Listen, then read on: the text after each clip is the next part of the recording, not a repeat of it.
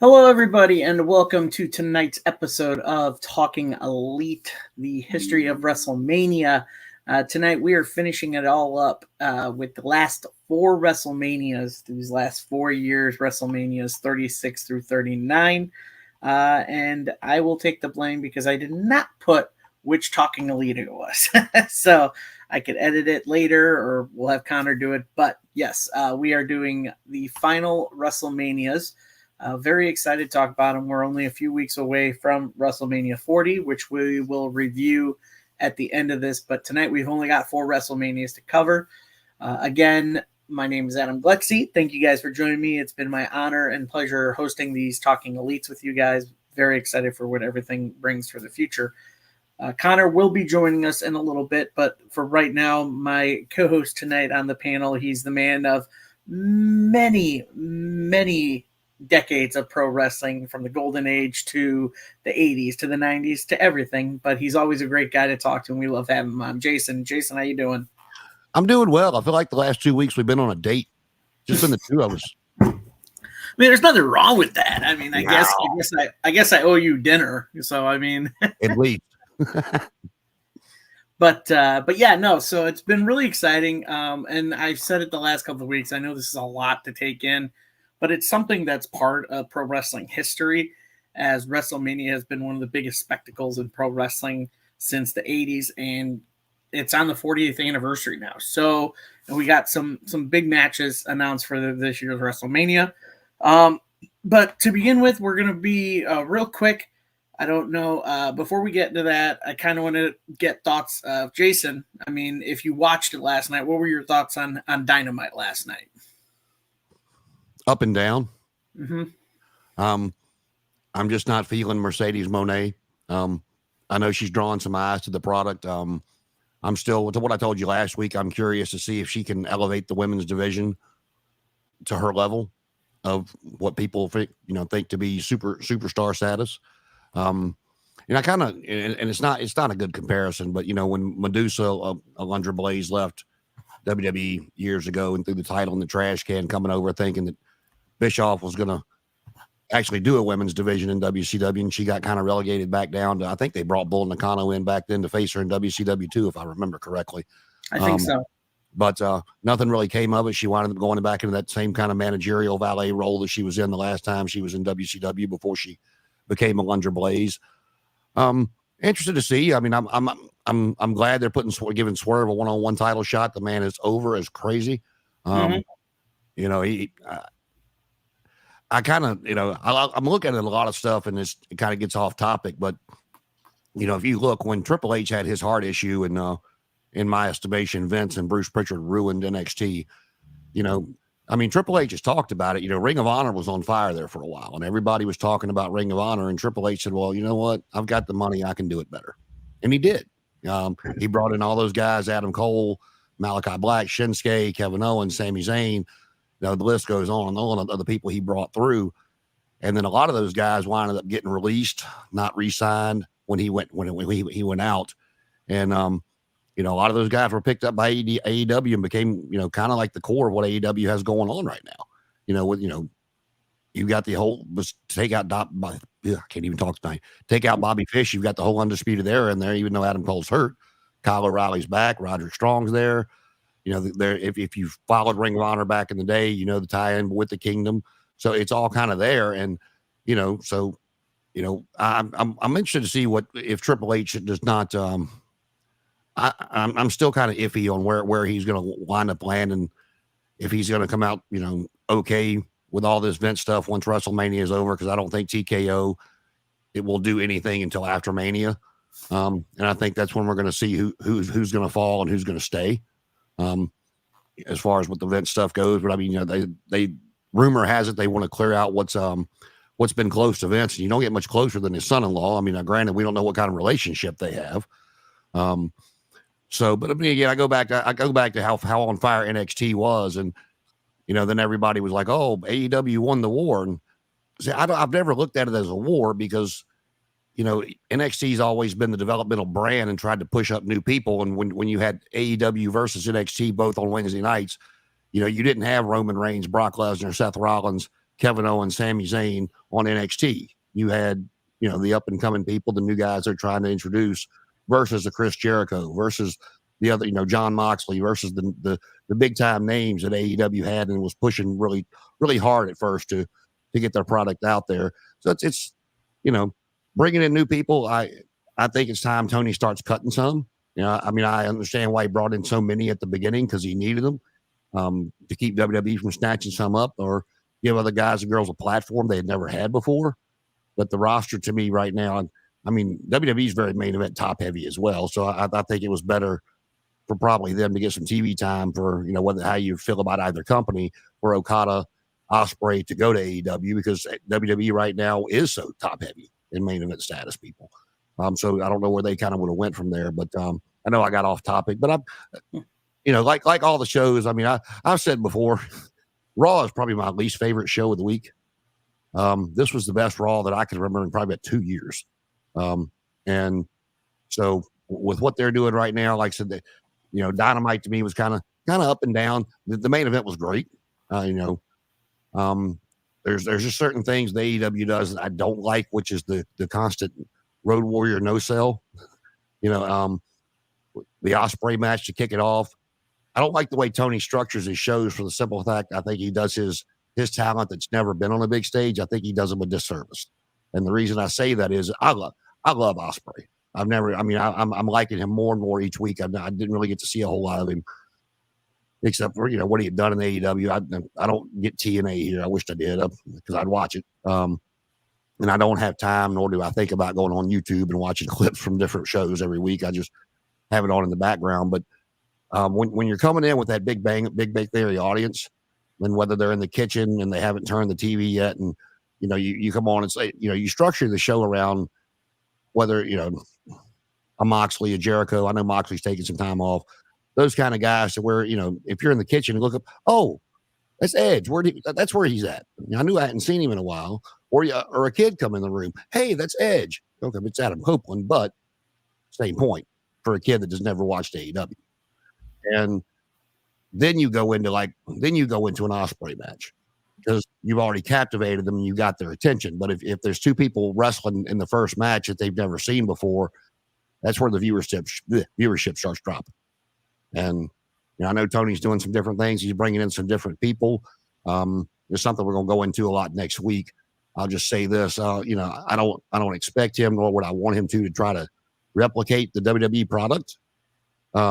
But they have ran a successful business model for years, and some of those backstage people that he's bringing in, hopefully can, if he listens, can, help shape his product to keep pushing further. Because I will say this, everybody's like, oh, the audiences and stuff like that. WCW put 45,000 people in the Georgia Dome for a Nitro. Both companies can fill arenas night after night after night in different cities. It can be done. Just you got to get up to. You get what I'm trying to say. No, I understand. Yeah, no, and you put it perfectly. I think there's that structure of a Dynamite that you have to catch the audience, especially like you said, coming from that Big Bang crowd coming in to watch Dynamite. Some of them are viewers or both. Some of them never even watch pro wrestling in their life, but you want to catch them and keep them tuned in. And like you said, I think someone like a Will Ospreay, who I love. I'm a big Ospreay mark. Love him to death. I think he puts on great matches no matter who he's against.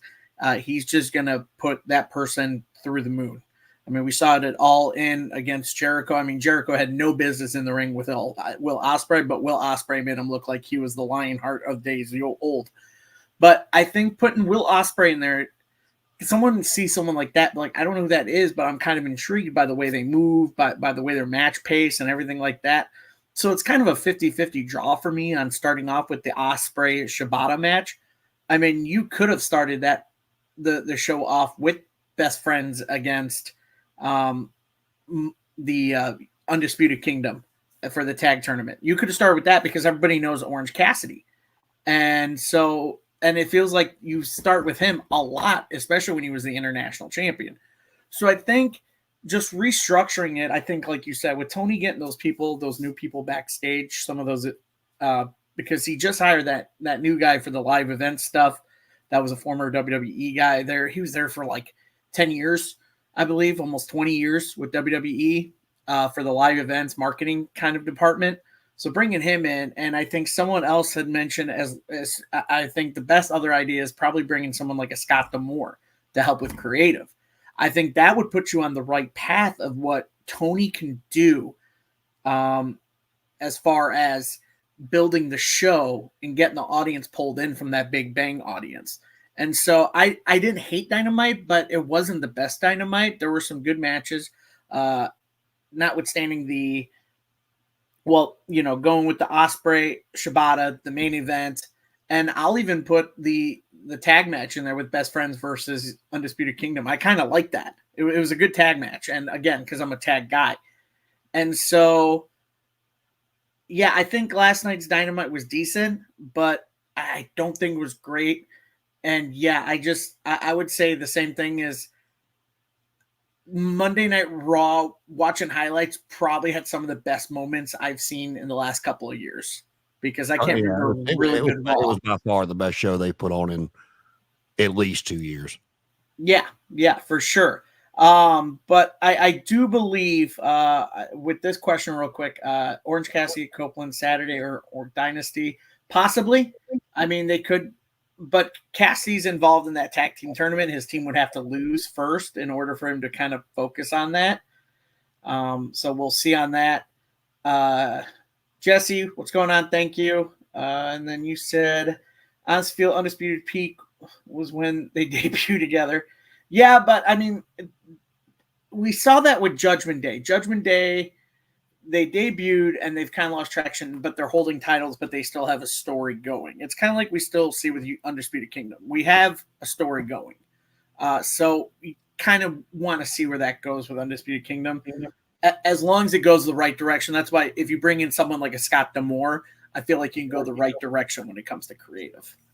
And I will say this as well, going back to Okada, I think I touched on this a little bit last week, but if you go to the first match with Shibata and Ospreay, then to the main event with Takeshita and Swerve, with all the no sells, the false finishes, the kicking out of finishes, I think where a lot of people that are not familiar with Okada are going to have a hard time adjusting to him or liking him or giving him the credit he deserves is that short arm clothesline versus all that stuff you saw last night. Right. I agree. And, but again, I think AEW's got a long road ahead. I think they can do it. They just, have to get in the right path. But with that said, we move on to our topic tonight. We'll get right into it since we've got 4 to cover. And so we're going to start off with kind of a weird year for everybody in the world. 2020. This happened in 2020. It was WrestleMania 36. This was during a weird time. This was during the pandemic, COVID-19. And so a lot of things were canceled. A lot of things were cleared. The world kind of just stopped on a dime, which was weird because we still had the Royal Rumble in January. Had some moments in the Royal Rumble. Edge came back after being away for 11 years. Or was it 10?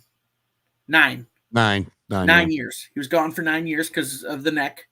Came back. Then you had the moment of Drew McIntyre winning the Royal Rumble, eliminating Brock Lesnar. You had MVP return in the Royal Rumble. You had the Women's Royal Rumble, which I believe was won by Charlotte Flair this year. And she actually did something weird and challenged for the NXT Women's title. But digress. But it was a weird year. And this was the year where they started doing the little dome, the Thunderdome, with the TVs and the screens of people watching at home. They got that from the NBA. Yes, exactly. So the NBA did that, and then sports were still going on, but there was no crowds. So we still had baseball games going on, but with like cardboard cutout of people. I remember watching a lot of MLB games, and I was like, just so weird seeing cardboard cutouts and no one at the game, and you can hear everything in the dugout to the pitcher's mound. You could hear everything. So it was kind of a weird year in 2020. So instead of being taking place at Raymond James Stadium, which is where this was supposed to take place, this actually took place at the Performance Center for WWE. And this was the first year they did 2 nights in a row. So this was the debut of 2 nights. They had never did it before, other than I believe earlier WrestleManias did it. I believe WrestleMania 3 maybe, or is that just they did multiple cities? No, two was the one time they did multiple cities. That's right. But this was the first time they actually did it 2 nights. Yeah, they had been discussing this for like the past 2 to 3 years because of how long WrestleMania kept going, and they've been talking about going to 2 nights. And this year they had finally done it, and here comes COVID and said, "Well, yeah, no better time than test running it, right?" And so, but yeah, this was the first night the first time that they did WrestleMania in 2 nights, and so we'll go cards. We'll do night 1 card, talk about it, and then we'll do night 2 cards. Does that sound good to you, Jason? That's fine by me. So, I mean, kind of break it down for everybody. So night 1 happened on April 4th, and the opening match was Alexa Bliss and Nikki Cross wrestling the Kabuki Warriors. This was Asuka and Kairi Sane for the women's tag team titles. Elias battled King Corbin. This was during Corbin's King of the Ring kind of reign in a singles match. Becky defended her Raw women's title against Shayna Baszler. Sami Zayn wrestled Daniel Bryan for the Intercontinental title. This next match was very weird. It was just each guy from each team. It was John Morrison, Jimmy Uso, and Kofi Kingston representing their teams. Obviously, John Morrison with The Miz, I believe. I believe that's who he was tag champs with at the time. I can't remember. Jimmy Uso, obviously, with his brother Jay, and then Kofi Kingston representing New Day in a triple threat ladder match for the tag team. Didn't they do this because one of them got hurt? I think it was supposed to be Jay was supposed to wrestle, but he got hurt, so they just decided to make a 3-way singles. Yeah, I remember the singles, but I thought they wound up changing it from the tag to the singles because somebody or two of the people got hurt. So it could have been. I can't remember for the life of me. Yeah, that's me. I'm sitting here looking over all this stuff, going, "Well, I remember some of it." Right. Then you had Kevin Owens against Seth Rollins, which I actually loved those two together. That was a great match, by the way. I had to go back rewatch it, and that on night 1, that match probably was my favorite. Then you had Braun Strowman wrestle Old Man Goldberg for the Universal title. Did you just say he wrestled Goldberg? Is it? Okay. Oh no, he destroyed Goldberg. I'm sorry, my bad. I mean, we can go with that if that's what you want. No, he destroyed Goldberg in 2 minutes 10 seconds. So for the Universal title, and then the last match on night 1 was our very first cinematic match in WrestleMania, not including the pre-taped video of the backlot brawl between Piper and Goldust. But we had Undertaker against AJ Styles in a Boneyard match. So going over night 1 of this card, Jason, what are your thoughts on the card? Which matches stood out to you? I'm going to touch on Goldust here for just a second, being we went there, then I'll go with it. I know Dustin's not the big star that a lot of these people are. You know, I think his best run as a wrestler over the years was the first incarnation of Goldust when it was still such a edgy character. But I'm going to tell you, if Triple H and Tony can kiss and sing Kumbaya and something to let Dustin be a part of this, and he comes out on night 1 or night 2, I'm going to be popping real hard for Dustin to come out and try to help Cody. Because some of these videos Dustin's sharing, he's like, "You don't need a friend. You don't need this. You need your brother or your older brother." And I'm like, "Yeah, we do. Yeah. Come on." I mean, so, yeah, you know, for it was the Undertaker and AJ Styles. Was that the one on night 1? Or was that? Yeah, that was the Boneyard match that happened on night 1. For, you know, for the Undertaker being who he is and always has been, I mean, this was probably the best way for him to go out, given where his body was at this stage. However, I just wish he could have went out in front of an audience. But for what this was, I mean, I thought they did a great job with it. You know, I actually enjoyed both the cinematic matches from night 1 and night 2. This one was more of a fight opposed to where Bray and John Cena was kind of had a lot of comedy spots to it. But, you know, I really enjoyed this match for what it was. I was sitting there looking at Braun and Goldberg, probably looked at it longer than the match actually was, trying to remember how that got put together. And I can't recall to save it. Kevin Owens and Seth Rollins, man, every time they get together, man, the promo battle's great. The in-ring stuff is great. You can't go wrong there. Daniel Bryan and Sami Zayn again put on a hell of a match as well. Not a fan of Shayna Baszler. King Corbin, he's been awful. We discussed this last week. The best stuff he's ever done in WWE is what he's doing right now with Braun Breaker. I don't know what they're going to do with him when they bring Breaker up, who they're going to have them drop the titles to, but he's doing great work right now. Those two guys are funny together, and then they go out there and destroy people. I was watching NXT last week, and it was them against Alpha Academy, and if Alpha Academy won, they got added to the tag team title match at Stand and Deliver. And Otis had Braun Breaker up on his shoulders, and Tozawa was coming off the top rope. Breaker caught him in midair off Otis's shoulders with a power slam. I was like, ooh, hey, go ahead, Steiner. But Corbin's doing a lot of good work in NXT right now. This was just, I wasn't a fan of Elias either. That was a lot of overkill for me. Good luck to him on the indies, though. I know a lot of people did like him. The Ezekiel stuff was kind of cringe, but that is what it is. Yeah. Alexa Bliss and Nikki Cross, I always liked them together. I thought they had very good chemistry. And the Kabuki Warriors, I looked at that. I'm like, wow, they were actually together back then. I don't remember it. But the one that stood out to me for night one was by far Taker and AJ Styles, because we already knew that, it had pretty much been said that Taker was going to be going out, and the way he did the trilogy, and that's why I started to go back to it. The way he did the trilogy, capping in the Dead Man, the Badass, and Mark Calloway, throughout parts of that match.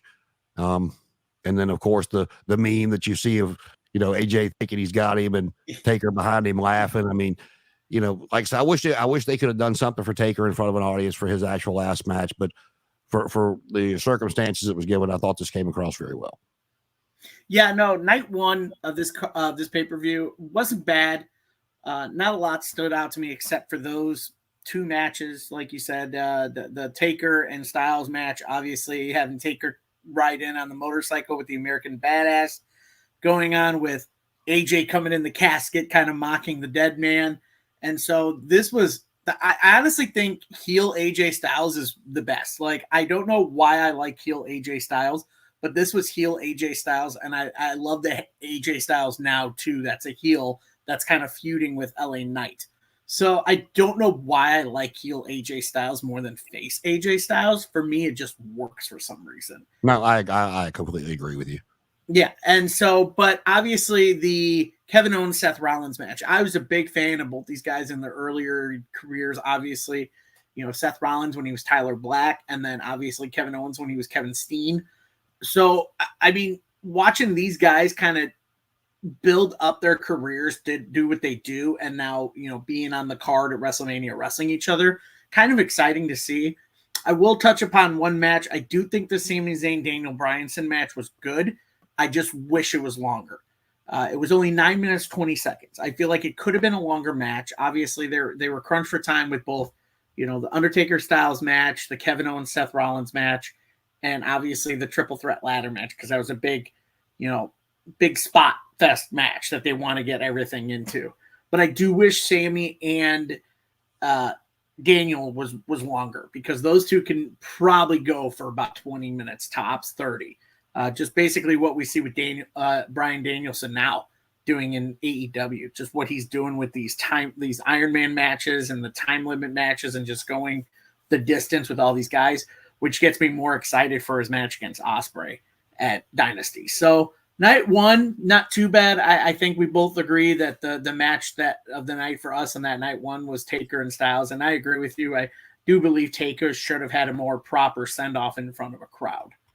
So, but night one complete, we moved to night two, which was April 5th. The pay-per-view that night started off with Charlotte Flair wrestling Rhea Ripley for the NXT Women's Championship. Then you had Aleister Black, currently Malachi Black, at AEW, wrestle Bobby Lashley. You had Otis wrestle Dolph Ziggler. Completely forgot that match even took place. I did too. Don't worry. You're not the only one. Next was probably one of my matches of the night, probably the match of that second night. Edge versus Randy Orton in the Last Man Standing match. The Street Profits wrestled Angel Garza and Austin Theory for the Raw tag titles. Don't remember them two being together either. Yeah, this obviously they still had the two separate brands with the titles going. Then you had Bayley defend the SmackDown Women's title in a 5-way against Sasha Banks, aka or now known as Mercedes Moné, Lacey Evans, Naomi, and Tamina. Then you had the Firefly Funhouse match, which is actually one of the matches featured on WWE 2K24 that you can do for the WrestleMania story that they have there. That was the Fiend Bray Wyatt against John Cena. Then you had Drew McIntyre wrestle Brock Lesnar for the WWE title, and then an impromptu dark match after that. Drew McIntyre, after beating Brock Lesnar, beating the Big Show in less than 7 minutes. So I had forgotten over this card. Well. Yeah, going over this second night, Jason, what are your thoughts? I saw Nathaniel commented, yes, I thought the match of the night for me was Edge and Randy Orton. The story that led up to it, the back story of those two, the teaming, the going back and forth, the matches they'd had, the time they were together, bringing Beth into it. And then the spots that I really liked throughout the match was when they got back there on that 18-wheeler. They looked like they were beating the ever-living dog piss out of each other. The wrestling match for me of the night was Charlotte Flair and Rhea Ripley. I remember the story after she won the Royal Rumble. And I said that night, that girl's going to be a star. And here we are. But Charlotte was in the ring after, on that Monday night after winning the Royal Rumble, talking about she had been Raw Women's Champion. She had been SmackDown Women's Champion. What was, she'd been Divas Champion. What was, she didn't know what she should do. And Rhea come out and said, you ain't never beat me. And, told her, you want a new challenge? Take this title. And Charlotte was like, oh, I like that. I like your moxie. I'll think about it. And then, that's what she wound up doing. And like I said, I thought they wrestling wise from both nights. If you go back and watch that match and watch any of the other matches that you like, that was just a simple, straightforward, no gimmick wrestling match, they out wrestled the guys, in my opinion, 100%. And like I said, I turned to my buddies we were watching at night, and I said, y'all know I love Charlotte Flair because I love Rick, but that girl's going to be a star. And Aleister Black defeating Bobby Lashley, didn't remember the match, but Aleister Black has been put in a lot of good spots to be just kind of. I mean, you remember when he first came into AEW? He destroyed Cody Rhodes within 2 minutes, a minute and a half, catching Cody with the fade to black, and just to be in the spot he's at with no major titles and no major run. I mean, I don't know if it's an injury thing. I don't really know, but it just he seems like he should have ascended to higher places than what he's gotten, in my opinion. Again, I didn't remember Angel Garza and Austin Theory even tagging together. So, Drew McIntyre, we all knew he was going to win. That's Brock's vacation. Brock goes into Mania with a title. He loses it, puts a guy over, or he gets protected and Roman gets pinned, depending on how you want to look at it. But then he takes a vacation and then, comes back around SummerSlam, for the next big, comes back about a month before SummerSlam, gets that program built, and then they have him around for SummerSlam Survivor Series, takes another break. He's back for the Rumble Mania season, rinse and repeat. Felt bad for Drew. I mean, he's doing great work. Now, did you watch that segment with him and CM Punk? And I went back and watched the whole thing, and it was some of the best. It was some of the best work he's been doing. That don't what do you say? Don't put the camera up my kilt, you perv. I was dying laughing. And then this, of course, CM Punk's like, who made you the chosen one? Go ahead, say it. You don't have the balls to say it. I'm like, ooh, we're shooting tonight. Okay. Yeah. But yeah, like I said, Drew, I felt, he's said something about it on more than one occasion, his moment not being in front of an audience. And I thought he did well as champion without an audience for a while, but I like Drew well enough that I think he deserves that moment, whether it's this year, maybe next year. And then of course, like I said, the Firefly Funhouse match had a lot of good comedy spots in it. It gave Bray his win back over Cena, even though it wasn't a pure wrestling match per se, but for what it was, I thought it was good. But again, the match of the night and match of both nights for me was Charlotte Flair and Rhea Ripley. Yeah, no, I totally agree. I like when you have a good women's match. Obviously, I want to say before you get started, like where Nathaniel said Edge and Randy Orton was his favorite. I'm talking pure just one-on-one wrestling with no gimmicks involved. I thoroughly enjoyed Edge and Randy Orton. They did a hell of a job in the last man standing match for not having a crowd there for the oohs and the ahs of all those spectacular bumps and stuff that they take. But like I said, just pure wrestling matches. It was the women for me. Yeah, no, the idea that the women main evented a WrestleMania basically the year before, and now you have on night 2 they open the pay-per-view with a banger of a match. And this is 3 years storytelling down the road as well, because Rhea Ripley gets her receipt at WrestleMania 39, which we will talk about tonight. So they bring that story full circle from this one. And I honestly thought this was probably one of the better women's matches on any card, I would say, in the last couple of years that they've been doing WrestleMania, from these last couple of ones we talk about here. I think this one, and then obviously their rematch at 39, I honestly love. The moment I saw Rhea Ripley at the Mae Young Classic tournament, I thought to myself, this girl is going to be awesome. She's going to be a main event star. She's going to go on to WrestleMania. She's going to win titles, all this stuff. She's going to be just such a good talent. And so them opening night 2 was a good call. Like I said, Aleister Black, Bobby Lashley, I don't remember much, but again, that was a big push for Aleister. Like you said, with him coming over to AEW, and his first feud is with Cody. I think that's where you saw that people didn't like the idea of Cody trying to be face, because people were still big fans of Aleister, or also known as Malachi. I think they're still fans of him, so them having him feud, they kind of wanted Cody to go heel in that feud, but he didn't want to. So I think that was a good spot for him to kind of beat someone like Bobby Lashley. Otis, Ziggler, don't remember. Again, Edge, Randy Orton, great story history in that match. Obviously, their days as rated RKO. And so them bringing it back, especially before the crowd dispersed because of COVID, they had that promo on that Raw. And Randy even offered, hey, let's reunite rated RKO. And Edge smiles, and it caught him off guard. And Randy hit the RKO out of nowhere. So it was so brilliant of the storytelling and bringing it back that far. The tag match, don't remember. Bayley, obviously, I still love Hugger Bayley. And I hope we get the return of that at this year's WrestleMania, of her the Bayley buddies. What? The Bayley buddies. Yeah. No, I would love to see her come back out with just like the waving two men and just her kind of wearing the Hugger shirt. Like, I think that would be awesome.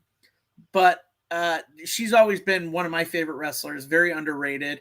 The Fiend, Bray Wyatt, John Cena, like I said, I think this was a good redemption. I just wish it was in front of a crowd instead of just what it was, to get Bray Wyatt his win back from WrestleMania 30. So, but I did like it, and I love the fact that it's one of the matches you get to play on WWE 2K24 as part of the WrestleMania story. And then obviously Drew winning the title. I'm glad he got his moment. I wish it was in front of a crowd. Real quick, now we welcome in one of our favorite producers. He was, I told you guys he was a little behind, but he was going to join us. He's in here with us tonight. Connor's with us tonight. Connor, going over WrestleMania 36. What'd you think of it? 36 was a weird WrestleMania, as probably already mentioned. This WrestleMania was this the first ever 2-night WrestleMania? Yes. The main things I remember is John Cena and Bray Wyatt. That was something that there's no crowd. This is WrestleMania, so you gotta find some way to make this interesting. I thought they did pretty good for what they were given. I liked the John Cena NWO stuff. I like how they did it was really like a movie. I wish Bray Wyatt would have gotten able to do a lot of horror movies. I feel like he was perfect at that because of how a brilliant mind he has for stuff like that. Mm-hmm. But besides that match, Drew McIntyre and Brock Lesnar, I remember. I do wish it was in front of a crowd. Hopefully he gets that moment this year. Gets to win a world title in front of a live crowd. And he deserves it. He's really proved over the past few weeks that he's a really big heel in WWE and a great asset. What else do we have? Was this the one where it wasn't Tom Brady, but it was Rob Gronkowski. Rob Gronkowski, he did some stuff. Like, that actually showed the behind-the-scenes that of Vince McMahon. Like, you remember when he did that dive that Vince McMahon actually did it? I don't know if anyone knows what I'm talking about, but What else was on the card? This has been ages ago. We got the Undertaker and AJ Styles. Undertaker's basically the last match ever. I remember Undertaker talking about this, and him and AJ both talked about it, that they wish that they could have had an actual match against each other in the ring. I still wish Undertaker would get a real last match, but it was a really good match, though. Undertaker and AJ Styles in the what was it called? The Boneyard. Yeah, it was the Boneyard match. Yeah, it was really good. There was some other stuff that I wasn't too crazy about. And there were some things I liked. Yeah, it was a pretty decent WrestleMania for what it was. Yeah, no, this I did mention in the beginning of the show that this was the weird year where it was COVID and there was no crowd, but yeah, no, obviously 2 nights was not a bad thing. Again, there were some matches. I think we're all on agreement that, night 1 for us was The Undertaker, AJ Styles, and then night 2 we all had different ones. Obviously, Jason loved the Charlotte Rhea Ripley match just because based on the pure wrestling in the ring instead of a gimmick involved, like the Last Man Standing.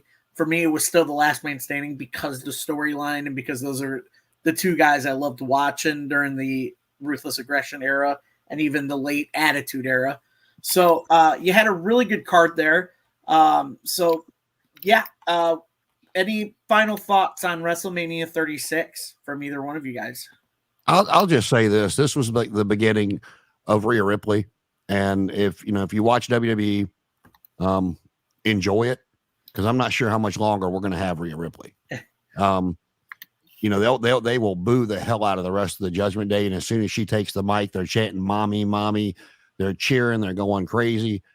She is a superstar, and sooner or later, Hollywood is going to come calling. They always do. And if you could put her up, if you take The Rock out of the equation.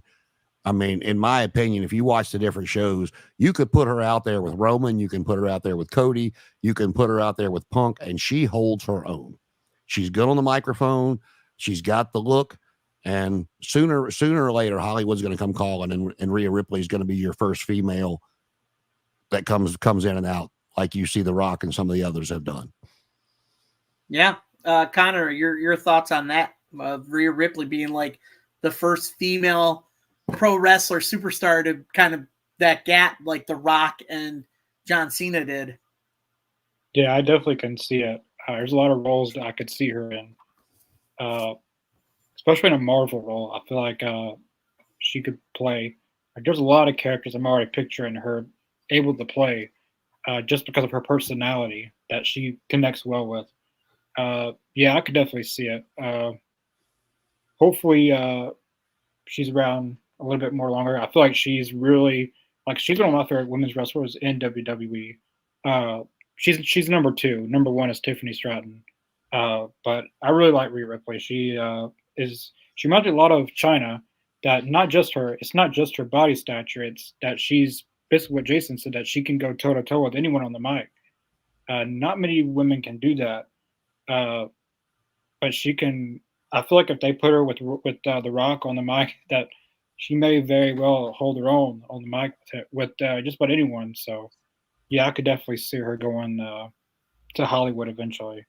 And God bless Buddy Matthews for his response to the viral video, by the way. Yeah.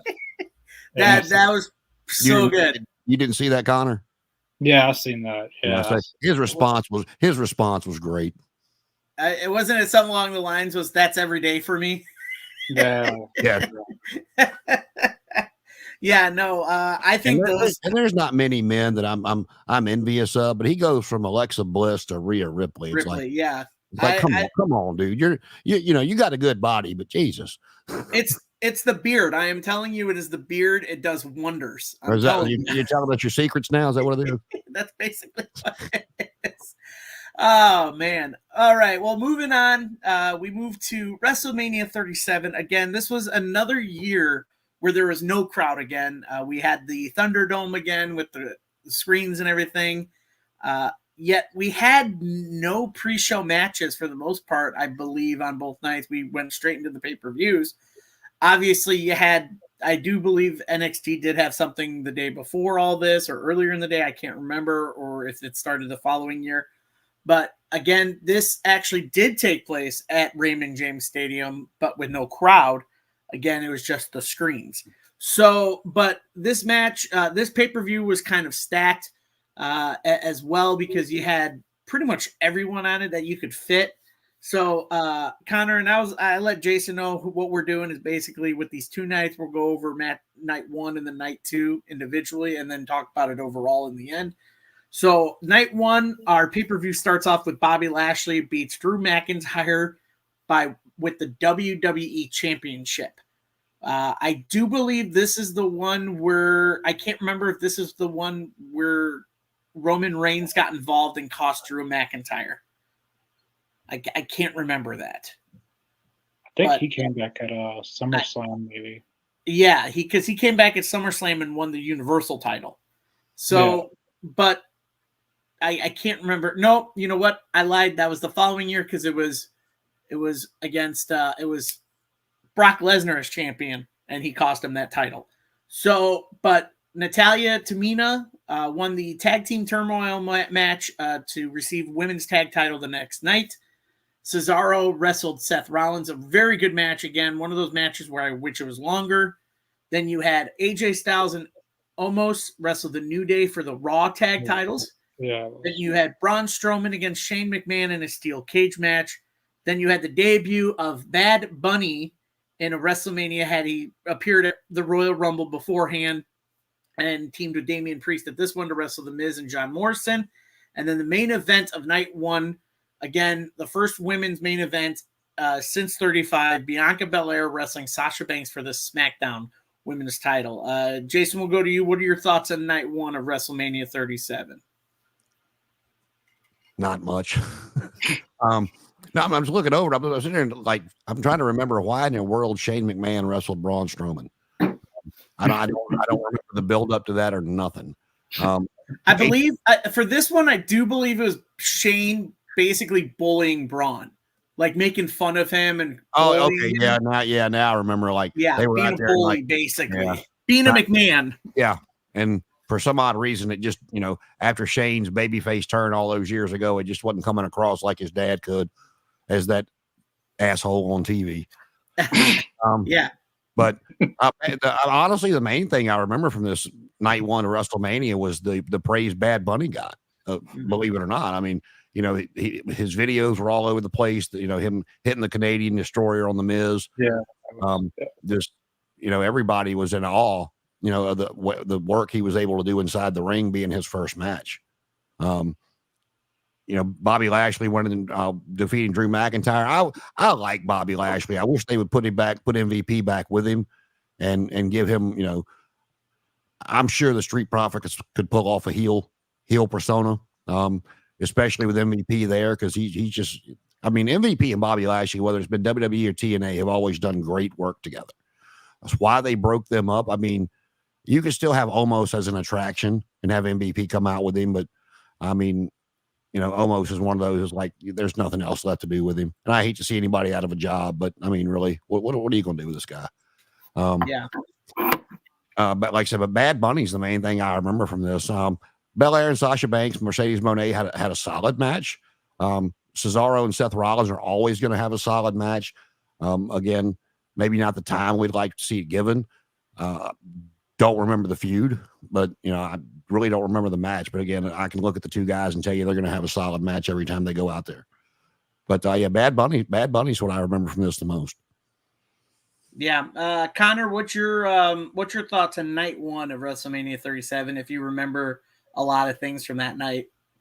I remember this one because this is the one where Samoa Joe was on commentary and he wore it was raining outside and he wore the poncho. Yeah. That was something. I do remember. I love his responses to all that these days when people try to bring it up or show that meme, and he's like, "Yeah, I took time off to heal. Most of you dumbasses won't do that." I remember this one. the best match of the entire night that I can still remember is Rollins and Cesaro, Claudio. That was a really, really, really good match. That was the best match in the entire, at least night one. That was the best match.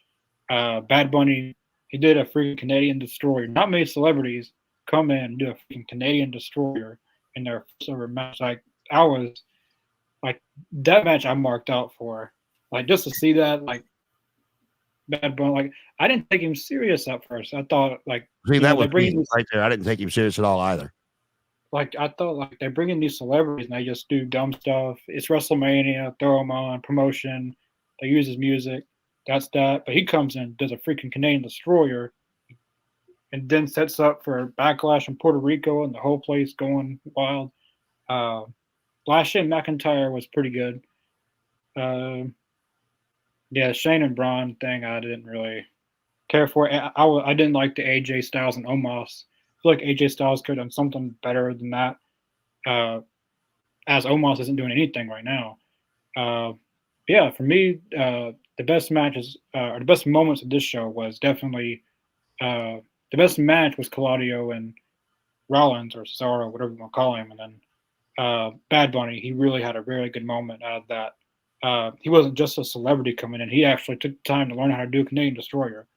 I wish Snoop Dogg would have learned how to do that. Yeah, no, I totally remember the Bad Bunny Damian Priest tag team against Miz and Morrison, and I was impressed with him when he showed up at the Rumble.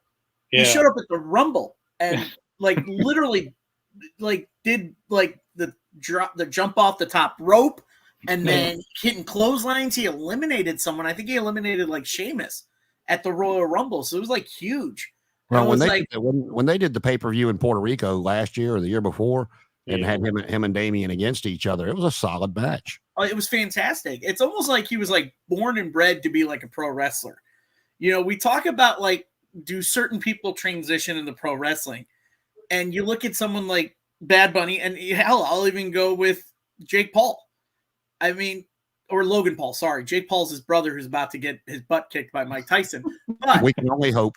We can only hope. But Logan Paul, like the kid is a natural in the ring and he takes his time to learn it and he respects the craft. You know, it's someone that I keep bringing him up because he got so much scuff from the 2000s of why he was basically the reason he killed pro wrestling. David Arquette. I bring this documentary up so much, but it's a documentary called You Can't Kill David Arquette. It's basically him kind of redeeming himself, going through a workout, going through training in pro wrestling, doing every style of pro wrestling, from backyard wrestling to lucha underground or lucha libre. Like he trains in it. He wants to understand the sport. And so when you see someone like a celebrity like Bad Bunny come in, and I'm glad they made it a tag match because it had to give him something to start off with if you wanted to do more long run matches in WWE, which is fine. Give him a tag match start off, have him work with some people in there that's been there for a long time. And so, especially two vets like Morrison and Miz, you know, so I think what we forget is some of these celebrities or social media influencers who want to get in the pro wrestling world, they respect it and they want to learn it. And it shows in the match. And my God, when Bad Bunny hit that Canadian Destroyer, I was like, oh, he learned a move. It's a cool move. So I think that really stood out to me in that and night one. And then obviously the Cesaro Seth Rollins match, because I love Claudio and I love earlier Seth Rollins. This was earlier heel Seth Rollins where he just didn't care. He was just walking around, didn't care. So, and then obviously hats off to Bianca and Sasha Mercedes Moné for headlining night one. They put on a really good match. It was basically Mercedes' speed and technicality against Bianca's strength, that whole match. And it was a really good matchup. So it wasn't a great night one. Obviously, I can throw away the AJ Styles Amos team because, again, like you said, Connor, they could have done so much better with AJ, especially since he had that awesome cinematic match with The Undertaker the year prior. They could have done something so much better for him. And yeah, threw away most of the other matches on this card, except for the Drew Bobby match. I think that was a good, it was weird seeing that one start off the card for the WWE title. I would have figured that would have been like the second to last match. If they were going to let the women main event, that could have been the second to last match. But that's my thought on that. And the crazy thing about that is they're opening WrestleMania. They're not too far away from Orlando, Universal Studios, where they were in TNA. And the first match of night one of WrestleMania in Tampa, that was kind of the impact zone in WrestleMania. Yeah. So yeah, no, that was night one. Jason, it looks like you're about to say something else about night one real quick. Oh no, I was going to say I don't know what Bad Bunny and Logan Paul if they had any training before the Performance Center, but I found out something the other day that I did not know. Did you watch Pat McAfee and Adam Cole from the NXT pay-per-view during the COVID year? Yeah. I was very impressed with Pat McAfee that year. Every time he steps in the ring, he's kind of like Logan and Bad Bunny. Pat being an athlete and Logan as well. But what I didn't know about Pat McAfee was when they first contacted him about possibly coming in and doing something, he said, "Well, I'll let you know." And he actually went out and contacted Rip Rogers and got Rip Rogers to give him training on his own, and then contacted him and said, "Okay, now I have a foundation. What do you want to do?" And they brought him in for NXT. So I never knew he had sought out Rip Rogers to get that training before he went to the WWE. Yeah, and I believe Eugene had mentioned he had trained with Rip Rogers, correct? Yeah, Rip Rogers was out in, he was one of Cornette's trainers in OVW. Yeah, Eugene had mentioned that in the interview that he had also trained with Rip Rogers. And so, yeah, it's amazing that some of these guys will not just go to some of the people that are current, but some of the people have been in it so long that, that are still training it, like a Rip Rogers and everything. So, yeah, it's really cool that Pat can do that. But Pat's an athlete.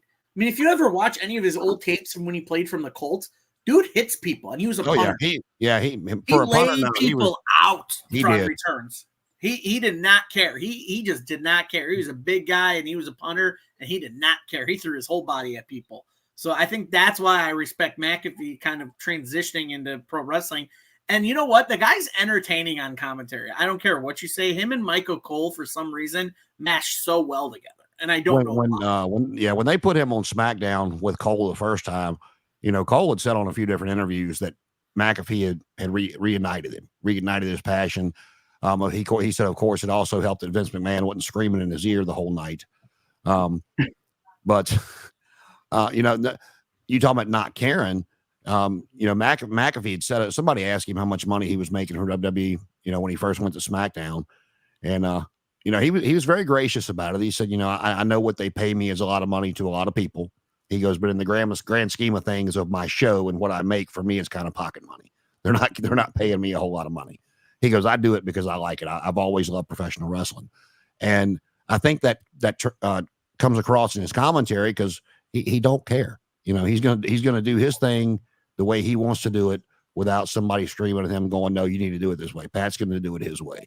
And whether it be jumping on the table and dancing during Shinsuke's entrance or now doing the Jimmy Jey Uso stuff, or the banter that him and Gunther had, which was kind of comical a few weeks back. Yeah. I mean, you could just tell the guy's doing whatever he feels like doing at the time. Hell, I even laughed at the Royal Rumble when he kept going over and over, looking at Braun and Braun Baker and Amos, and then he finally goes over the top and he goes, nope, I'm out. No. Like, I laughed at that. I was like, all right, Pat, yep. He's like, nope. You see the size of that guy? Nope. What were you gonna say, Connor? I'm sorry. He reminds me a lot of Jim Ross. Just the excitement that he gave off. I know I talk about Jim Ross a lot, which he's my favorite commentator of all time. But the excitement, like sometimes, like in a heated moment, like when the bloodline would come out and call someone, Pat McAfee's the first one to say, "You son of a bitch, how dare you, you bastard!" Like that's what Jim Ross would do, and that's what got me into wrestling because I hated these people because they hated him so much. And then when he does all this, especially the Jey Uso stuff, that's what I look forward to every Monday night now. Especially that was great when he was doing it, and Gunther just turned around and gave him the stare down. And then the following week, Cole had tweeted out a picture of him talking to Gunther in the back about how he was kissing Gunther's ass. He's like, "No, that's not what I was doing." But their banter is really, really good. I like Pat McAfee. He's really entertaining. Yeah.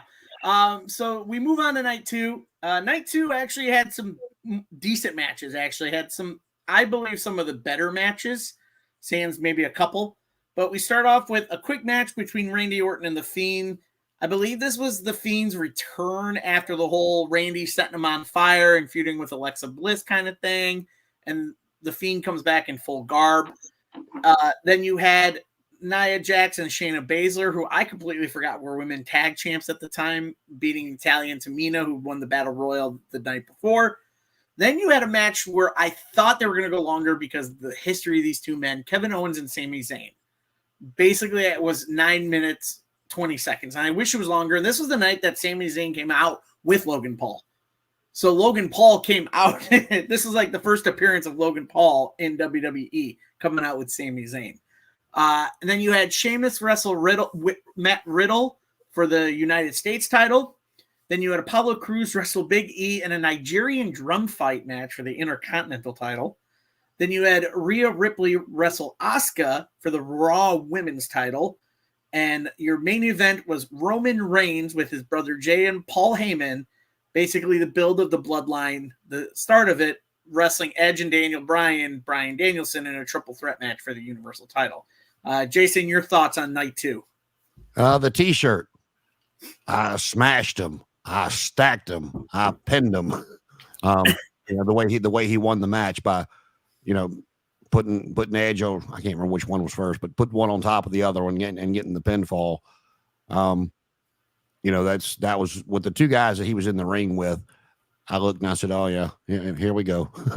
To put him over like that, with those two guys, we also get the start of Rhea Ripley's first title run, defeating Asuka, who had been made to look, even though she had lost to Charlotte Flair 2 years before to end the undefeated streak. Which again, I said I agreed with, because you get that out of the way and then you can move forward without it being talked about all the time. Apollo Crews and Big E, and I like both those guys. This match to me was awful. Sheamus Riddle, I've always enjoyed Sheamus's matches, because you better be able to take some punishment, because he's going to bring it. That's why I always enjoyed watching him, go, whether it was against Drew or Gunther or some of those other European guys, man, they would beat the dog crap out of each other. And it's always fun to watch for me. I'm in agreement with you. Sami Zayn and Kevin Owens could have went 30 minutes and been entertaining, with that story being told, as long as they've known each other. Shayna Baszler and Nia Jax, the only reason I remember it, I remember the angle where Shayna broke her arm on TV when Nia was leaving. That was Nia's way out, when she actually left. And then Randy Orton defeating Bray Wyatt. I thought I just didn't understand that at all. That was Bray coming back from being set on fire, as you alluded to. And the thing I remember about this feud was when he was wrestling Alexa Bliss, and Bray came back, gave him the Sister Abigail, and Alexa got on top of him, like this. And his wife tweeted out that picture and go, "You better watch your ass, little girl." So, and the funny part is, I believe that was Randy's call for her to pin him like that. But she was right on top of his crotch. If you go back and watch the, if you watch it, she was doing her thing like this, and Kim was not happy. No. Yeah, no, that was apparently, according to reports, that was Randy's idea for Alexa to pin him seductively, I believe was the term used by Randy. He's like, just let her pin me seductively, just in a weird, creepy, seductive way. And I can understand that. And I can be sitting there talking to her going, I'm not ready to get up yet. You can stay. Alexa, just pose for 5 more minutes. We're very excited to see her come back too. I'm excited for when she comes back. I know she's been out doing a lot of things, getting married, having a baby. So I know she's doing a lot of things in life. So we'll be very excited to see her back in the ring. Because Alexa... Tell you what I'm interested to see is on Monday, the Becoming Immortal, that Bray Wyatt documentary comes out. And I know The Undertaker is the narrator, but I know we're going to see a lot of Bo Dallas. Yes. So I'm waiting to see that, because I know there's been speculation about Bo and Alexa Bliss doing stuff, and I'll be interested to see if that leads into anything of a possible, them coming back either at Mania or the Raw after Mania. It would most likely, you know what? I think it would probably be the Raw after Mania, because that crowd's always wild the night after WrestleMania. So I think that would be the perfect time to do it. Connor, what's your thoughts on night 2 for WrestleMania 37? It was pretty good. The main event was really good. Roman, Danielson, and Edge. I thought that was a pretty good match. I mean, there was a lot of filler in this. I feel like the women's match was pretty good. Tamina and who was it? Tamina and Natalia versus Nia Jax, Shayna Baszler. Yeah, I remember that match, and I was pulling for Tamina and Natalia to win that match, but they didn't win. But it was a really good match. I remember the Randy Orton Bray Wyatt ending kind of being a little weird. I'm trying to remember everything that happened on that. The Apollo Crews and who was it? His commander guy or whoever he was. That was a weird match. I should have brought Great Khali in for that at that point. What else? Don't push that on us. Hey, I actually like the Great Khali. He's something. I like when they had him wish. He wished John Cena happy birthday that one time. The Punjabi Playboy was kind of comical. I'll give him that. I think it was John Cena. He wished him happy birthday. I've always wanted to meet Great Khali, but Asuka and Rhea Ripley was pretty good. That was a really good match. Yeah, personally for me, I like night 1 a little bit better. But night 2 had some really good matches. Kevin Owens and Sami Zayn was a really good match. Seeing them go from NXT, well, really ROH, to a lot of good matches, to NXT, to a lot of good matches, to the main roster, in WrestleMania. They've had a lot of matches against each other, and to see them doing it in front of 20 people, doing it in front of thousands was really good to see. So, yeah, night 2 was pretty good. It had its ups and downs, but Sami and KO in the main event, and Rhea Ripley and Asuka really stood out for me. Yeah, no, you know what? I'll do you one better. The PWG. That's what I remember a lot from El Generico and Kevin Steen. PWG, and then Ring of Honor, and then they do NXT and the WWE main roster. So just seeing the chemistry those two had, and just knowing that they're like best friends and everything, really cool to see. And again, I just wish the match was longer. For that, I do wish the women's tag match. I was indifferent on it because I wasn't a fan at Nia Jax at that point. I'm loving what they're doing with her now, where she just comes in, brutalizes people, and that's about it. That's how you're supposed to book her, you know? So I like what they're doing with her now. This, when she's teamed with Shayna Baszler, she really didn't have any character. Again, Randy Orton, The Fiend, I thought it was cool that they brought that story back of Randy and Bray Wyatt, basically now this time Bray as The Fiend. Then you had, Sheamus. You can't go wrong with her Sheamus match.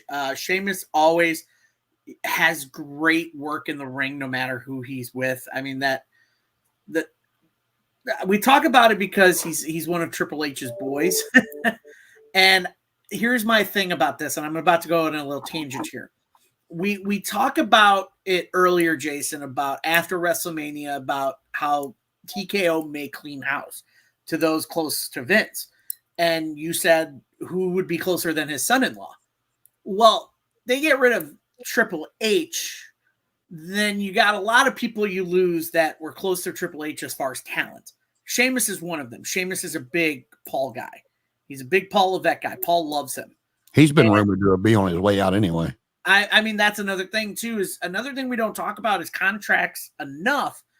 I know we talk about him a lot, but not enough. And Sheamus, apparently, I don't know if he has resigned. And his contract is supposed to be due up soon, whether this late spring or early summer. But his contract is supposed to be up, and I don't know if he's resigned. We don't know. But him against Riddle, I think this was a cool match because you had basically the brute Sheamus against the quick MMA kind of style of Riddle. And I loved Riddle in NXT. His match for the North American title against Velvet Dream, probably one of the better NXT North American title matches I've seen. And so don't know what's going on with Sheamus, but I think this was a cool match to see him in. Apollo Crews, such an underrated talent. I love Apollo Crews. I think when he came down to NXT and wrestled Braun Breaker for the NXT title, I think those two worked so well together. Then you had Ripley. Obviously, we talked about it, the ascension of Rhea Ripley from the previous year after she lost to Charlotte. Now coming a year later, winning the Raw Women's title from someone like Asuka. And this is just the continue of woe for Asuka, basically being winless at WrestleMania. And I think you're going to see it again this year when whoever they defend the women's tag titles against at WrestleMania this year, because I do believe they're going to probably defend the women's tag title at some point this year if they haven't announced it. I can't remember if they have. If not, I'm sure we'll get someone. And then, the main event, obviously you have to have Roman main eventing. This was basically, again, you had last year was off because Roman was gone because of his leukemia, and he wasn't at WrestleMania last year because of the COVID complications and his leukemia, so he had to take a step back. But he did return at SummerSlam, that 2020. Basically, I think his shirt read, "Come, destroy, and leave," or something like that. He had that wreck everything and leave. Wreck everything and leave was his shirt, and everybody was like booing it. And then, you just saw this was basically the birth of the tribal chief, obviously. But obviously him pinning Edge and Bryan Danielson, it is so weird now to talk about this match knowing where Edge and Bryan Danielson are right now in their careers in AEW, where Copeland is the TNT champion and Bryan Danielson's about to have a marquee matchup against Will Ospreay that we thought we would never see. So it is crazy to talk about this match knowing where trajectory had brought both these guys' careers at. So night 2, I would say in this pay-per-view, I would prefer night 2 matches over the night 1 matches in this one, just because I enjoy the performers more and there is more story to tell. Jason, what are your final thoughts on WrestleMania 37? I'm going to touch on real quick. Somebody asked a question, was Triple H being fired? Not that we know of. It's just we're talking about the possibility of TKO maybe cleaning house, after WrestleMania because of all the allegations and maybe wanting to get rid of people like Triple H and Bruce Pritchard and maybe a few others in the back that have always been, especially Bruce Pritchard. I mean, he's been with Vince since the early 80s. And, so even if Triple H maintains his job, I think Bruce will be one that you see might go on to greener pastures. And you talk about the women's tag team titles.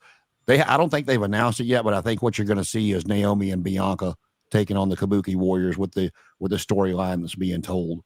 And one of the things that I've criticized AEW for over the years is all the references to WWE they make. Because if you go back in the annals of history, the only time WWE ever acknowledged anybody was when WCW started beating them in the ratings, and they started doing the Billionaire Ted skits, and then they got out of it and then started, just destroyed them, but and didn't really say much about him again until he bought WCW. But I thought they really missed the boat bringing in Bryan Danielson. That's the one guy. He had one hell of a match with Roman Reigns on SmackDown as his last match in the WWE.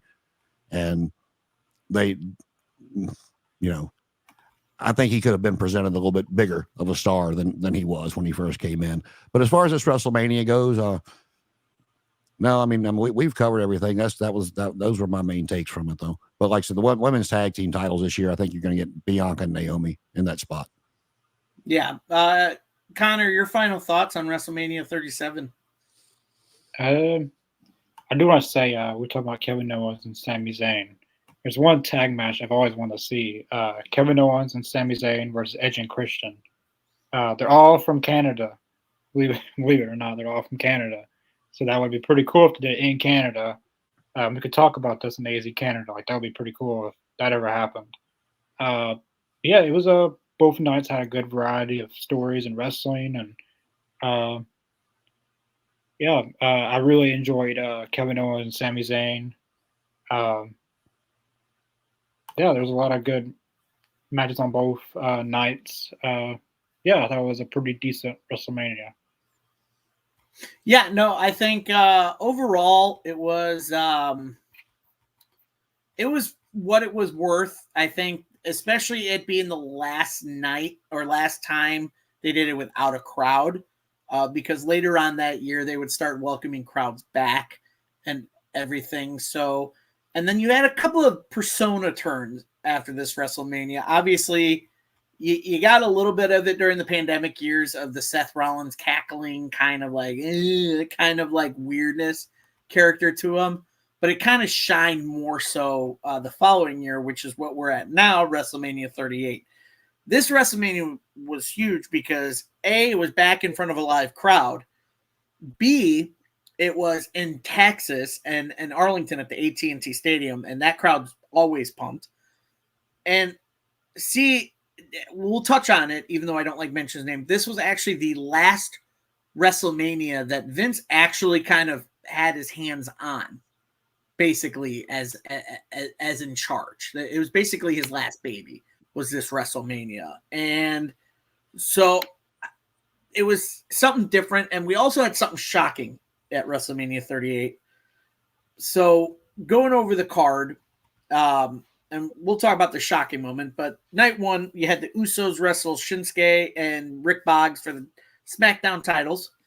Then you had Drew wrestle Happy Corbin, back when he was Happy Corbin, and he was with Madcap Moss was with him. Then you had Miz and Logan Paul. I believe this was Logan Paul's first match in WWE against Ray and Dom. Then you had Bianca Belair wrestle Becky Lynch for the Raw Women's Championship. And then here comes the shocker. The return of Cody Rhodes. Was it shocking, though? Was it? Cody Rhodes coming back to WWE after, 6 years? And wrestling Seth freaking Rollins. Yes, this was the Seth freaking Rollins moniker that pretty much debuted for Seth Rollins. And probably the longest match of the night. And so then you had Charlotte wrestle Ronda Rousey for the SmackDown Women's title. Then you had, obviously, Ronda has won the Royal Rumble. That's what the storyline was building up to. And then finally, the return of Stone Cold Steve Austin against Kevin Owens in a no-holds-barred match. So, Jason, you have the mic. Your take from night one of WrestleMania 38. I like the Usos as a tag team. I miss them as a tag team right now. I think the tag team division is in shambles. I wish they had better opponents. I like Shinsuke. Rick Boogs was funny.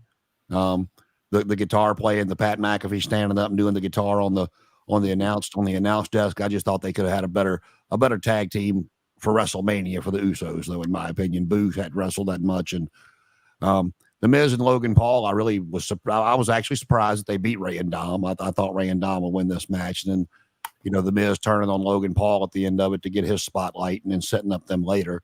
And then now it's kind of come full blast as the Miz is being a babyface and Logan's being Logan. Yeah. Bianca, the ascension of Bianca Belair, great match with Becky Lynch, great women's match here. And then, like you said, Cody Rhodes returning, like the worst kept secret in wrestling history, almost, except for maybe Butch Reed and Ron Simmons under the mask as Doom back in the 90s. Yeah. But, and when the music hit, the crowd erupted. I mean, I know it was WrestleMania, you're gonna pop regardless, but it's kind of like when the Hardys returned, that massive pop with that crowd. And then a great match. I mean, Cody and Seth had a great match. They went on to have a great feud, and I think that story is going to continue to be told this year, in my opinion, with the 3 matches they had. Then we move on to Charlotte Flair and Ronda Ryback.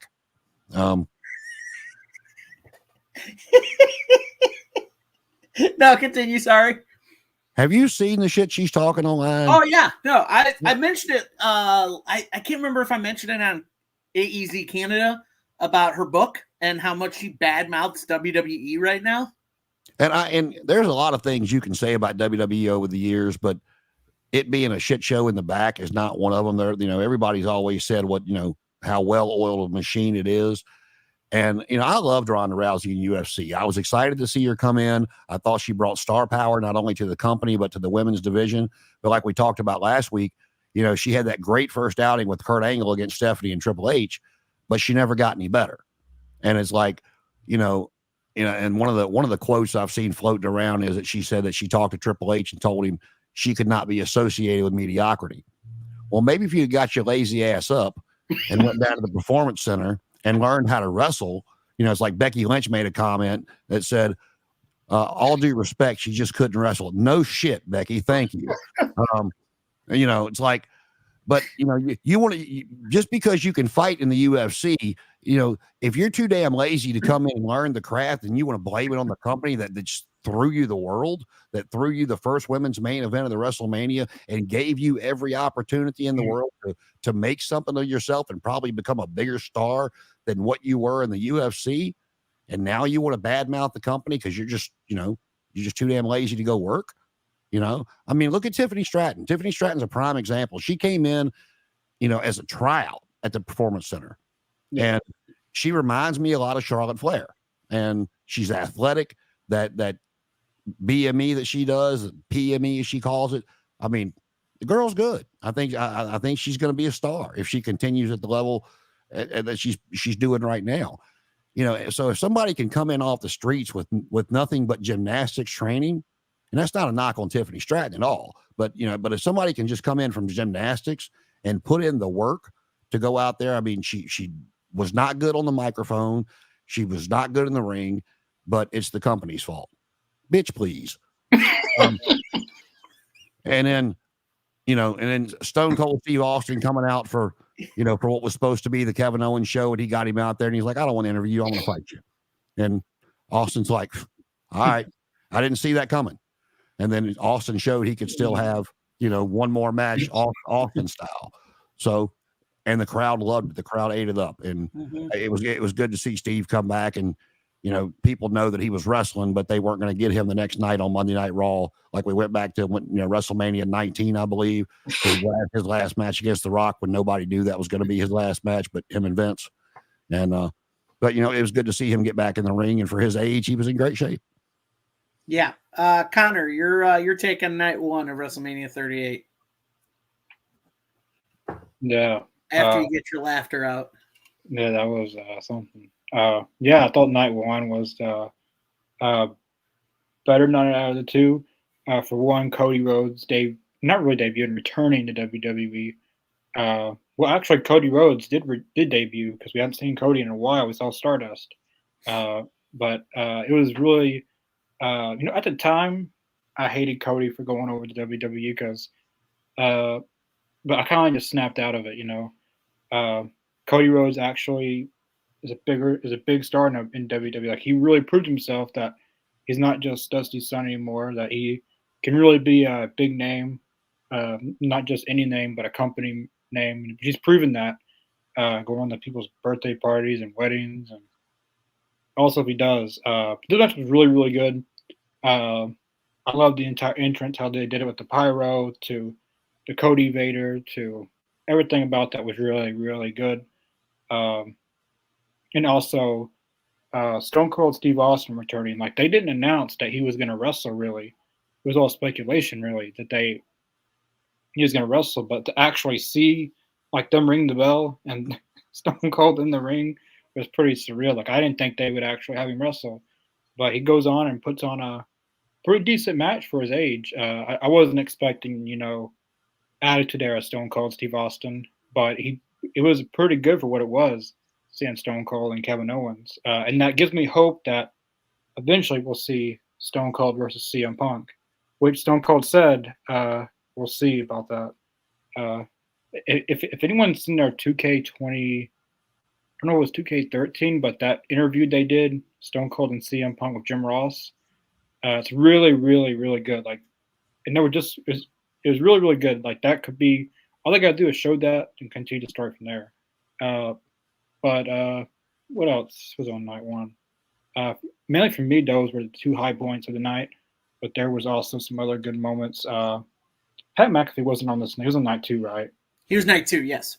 Yeah, so, I thought night one was really, really good.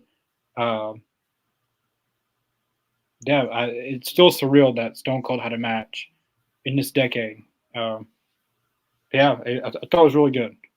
Yeah, no, night one for me was, I mean, again, it's so great to see the Usos, like, from where they were on the pre-shows, like, as, like, the face-painted, like, tribe, to being, like, part of, like, the bloodline now, and basically SmackDown, one of the most decorated tag teams now in WWE, opening the show.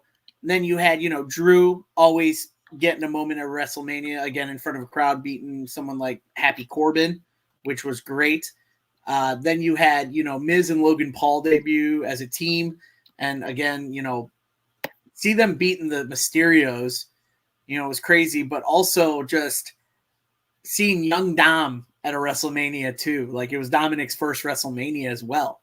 Not just Logan Paul's. It was Dominic Mysterio's first WrestleMania to wrestle at. Him and Ray had been teaming and doing other stuff on Raw and all this stuff and, at other shows.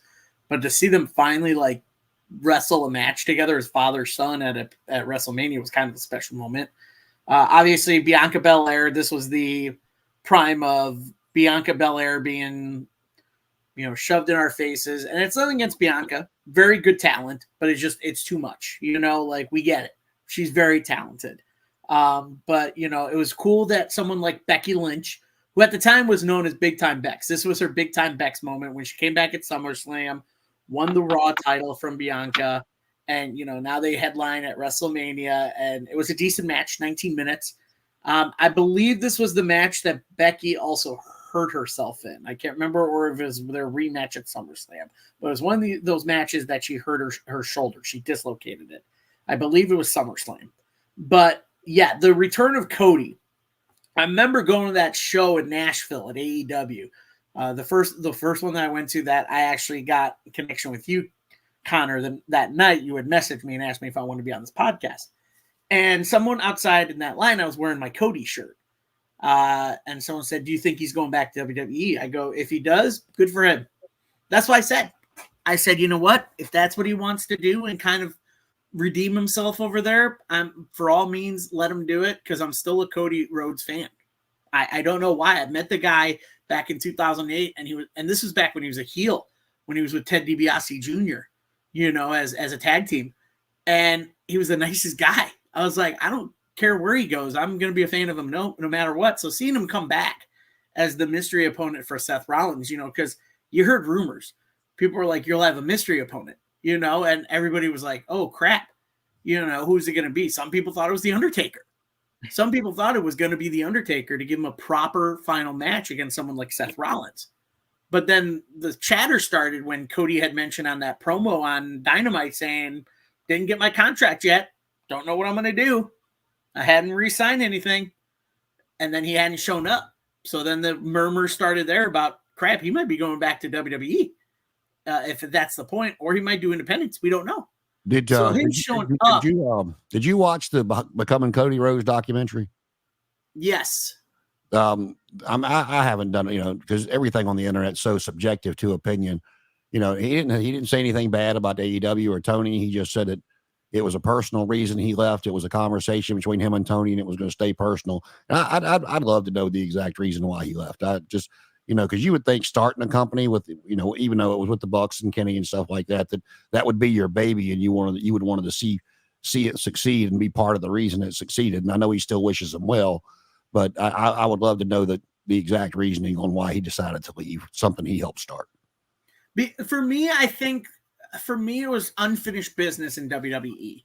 That's what I think. And I think what had happened was, after his contract, if I remember correctly, he told this story that Vince actually flew out to his house. Yep, I saw that. Flew out to his house in Georgia and talked to him one-on-one. And basically, it's almost like Vince knew that. And here's the thing. We could talk all the bad about Vince because he's still an awful person. But in that moment, he understood someone went out and redefined themselves in the industry. And that's something Vince likes. Vince likes when somebody goes out and becomes someone and gets their name up there on the headlights. He likes that. So when he saw that, and they saw that Cody was kind of on the ends with his own company, I feel like Vince is like, listen, I want to make this right with you. You didn't leave on good terms, but I saw what you did. I saw you created a company, and I want to give you a second chance. That's why I feel like the conversation went. I don't know what was said, but that's how I want to feel the conversation went.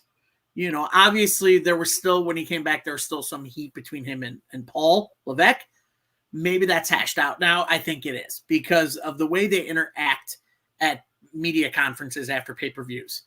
Yeah, I think he had said the something. I don't know there. if it was. I mean, it wasn't on the documentary, but he had said something somewhere. He's been around so many. He's done so many interviews, but he had said something somewhere about, something to the effect of somebody he didn't really get along with had now become his greatest ally or his greatest supporter. And I'm pretty sure he was referring to Triple H. Right. And I believe there was, and I don't know if it was Cody Rhodes he had mentioned that Paul did during an interview, during a media scrum, but he said the past is the past. And like, just because you have an issue with the guy in the past it means they're different now. And I don't know if he was talking about Cody Rhodes, but I know he was talking about that, but I think he was talking about someone else. I think it was CM Punk. I couldn't remember if it was CM Punk or Cody Rhodes. It might have been CM Punk after Survivor Series. I mean, Shawn Michaels is a walking example. I mean, most of those guys hated him back in the 90s. Yeah. And now everybody, has nothing but glowing things to say about not just the guy that's at NXT helping out, but the man himself. Yeah. But yeah, so Cody Rhodes, I mean, for me, that was awesome. A moment. And the fact that he came back as the American Nightmare, Cody Rhodes, and he had the My Kingdom song, flooring. I was like, holy cow. I said, he's Cody Rhodes. He's not Stardust. He's not, dashing Cody. He's not a gimmick. It's him from AEW, what he did in AEW and in the independents, basically.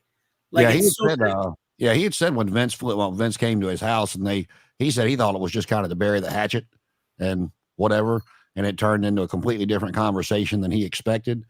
And he said he looked at Vince. He said, and he pointed at his neck tattoo and, said something about the song and a couple other things. He said, it's not changing. And Vince said, we don't want it to change. We're buying the product you have now. Yeah. We want what you've built. Yeah. And it's still Cody's. I mean, even though they're basically using him as what he is, it's still him. And so I think it was really cool. But I kind of ran on a tangent there for that match because it was so shocking and exciting to me. Then you had a great women's match. Decent women's match with Charlotte Flair against Ronda Rousey Ryback, as Jason likes to call her.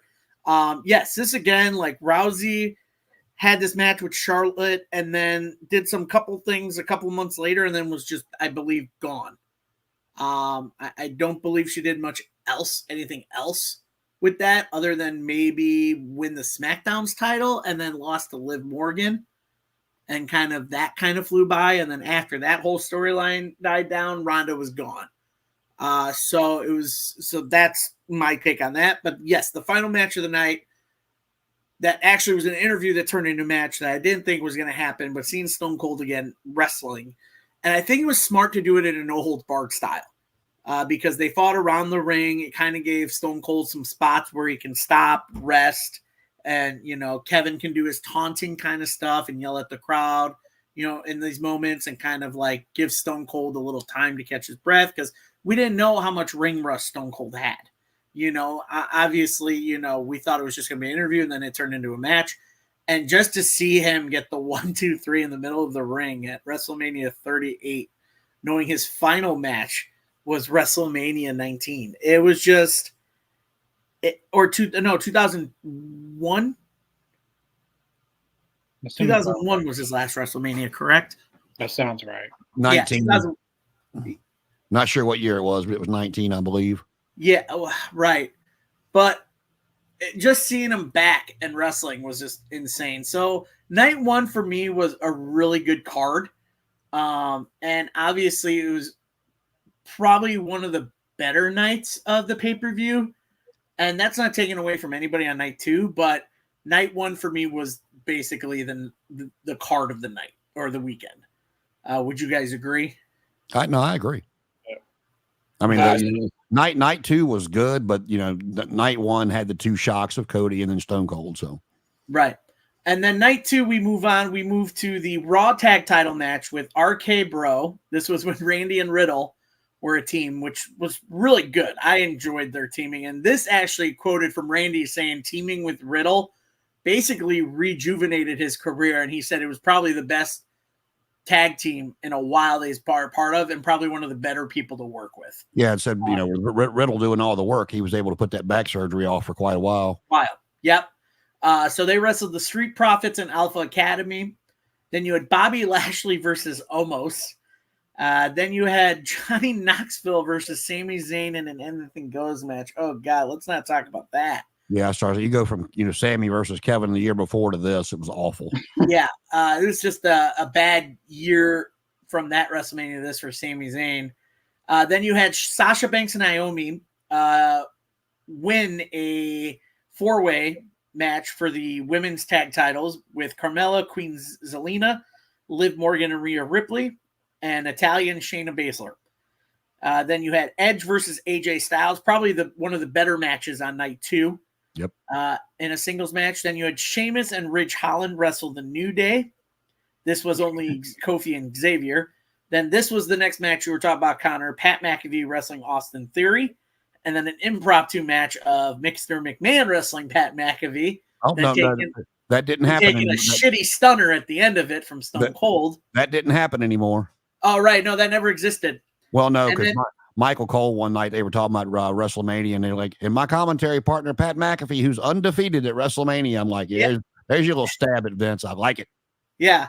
And then finally, your match of the night, the winner take all unification match, Roman Reigns versus Paul Heyman, versus Brock Lesnar. That was fun. I just pulled an R-Truth where he's like, I'm going to throw you over the top rope, Paul Heyman. But yes, this was the unification match. Jason, your take on night 2. Edge and AJ Styles is basically what I remember. Yep. A very solid match. What else you going to expect from those guys? I'm not a big New Day fan. When they first started, I think it's ran its course, and you could find something better to do with those guys these days, or either that or put the tag titles back on them, because now they're just kind of floundering after you let them have that run as long as they did with the championship. With Brock and Roman, a lot of people don't like the matches.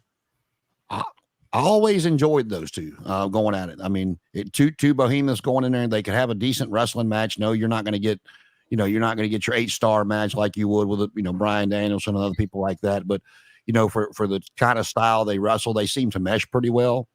My favorite match they had was when they brought Brock back for the SummerSlam match with the last man standing, and they put all the tables and stuff on Brock when Brock did the bulldozer and raised up the ring and stuff like that. I think that was probably my favorite match the two of them had. Mm-hmm. But I mean, but again, you go back to night 1 with Stone Cold and Cody Rhodes, and then you come back with night 2 with Johnny Knoxville and a big hand smacking Sami Zayn like a mousetrap and stuff like that. No, this was, I thought night 1 was by far superior. Right. Connor, your take on the night 2 card? I thought the card should have been reversed.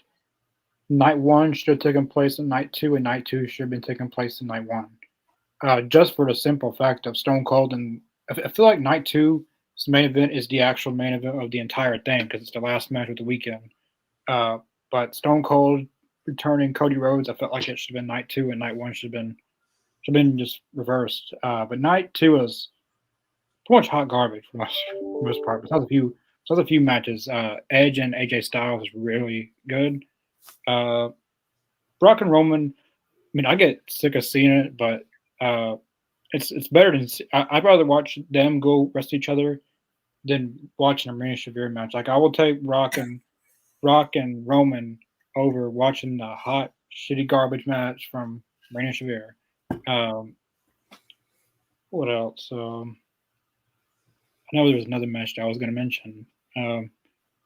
The Johnny Knoxville stuff was just I don't know what that was supposed to be. What else? Most of night 2 I don't remember. I don't think I watched night 2. I honestly don't think I did. But you did mention Pat McAfee, so and this was the night Pat McAfee. Yeah. He went against Austin Theory. That was a pretty good match. I thought that was a pretty entertaining match. But yeah, for me, the most entertaining night was night 1. But night 2 had some Edge and AJ Styles is somewhat of a dream match. Like, as someone that's watched TNA and I know AJ Styles mostly from Like I know all about AJ Styles, but someone who knew him from TNA, and Edge was always a major heel in WWE. To finally see them go against each other was somewhat of a dream match, for me at least. I would have liked to have seen. We could still see Edge and Samoa Joe, AEW, but for me that was a pretty dream match for me. And I mean, the Roman and Brock thing can be done so many times. They've done it a lot, but I thought it was a pretty decent match for what it was inside the ring. Yeah, I thought night 2 was pretty decent in some ways, but night 1 was definitely the more superior night, I feel like.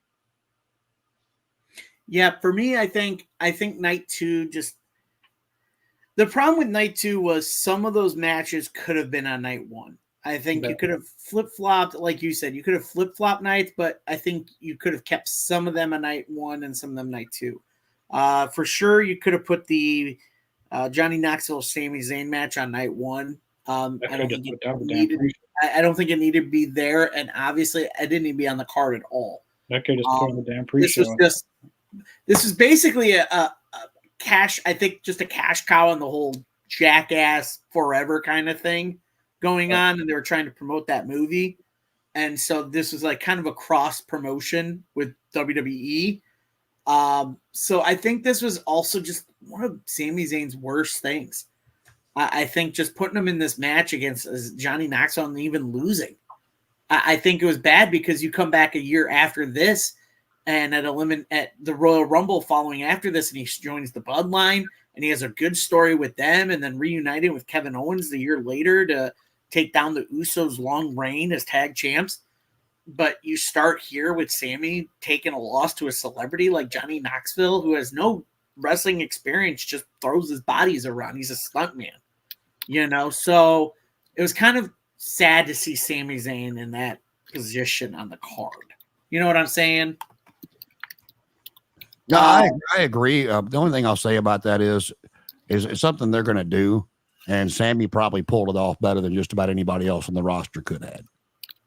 Just to get the cross promotion from Johnny Knoxville. I will agree on that. I think if it's anyone,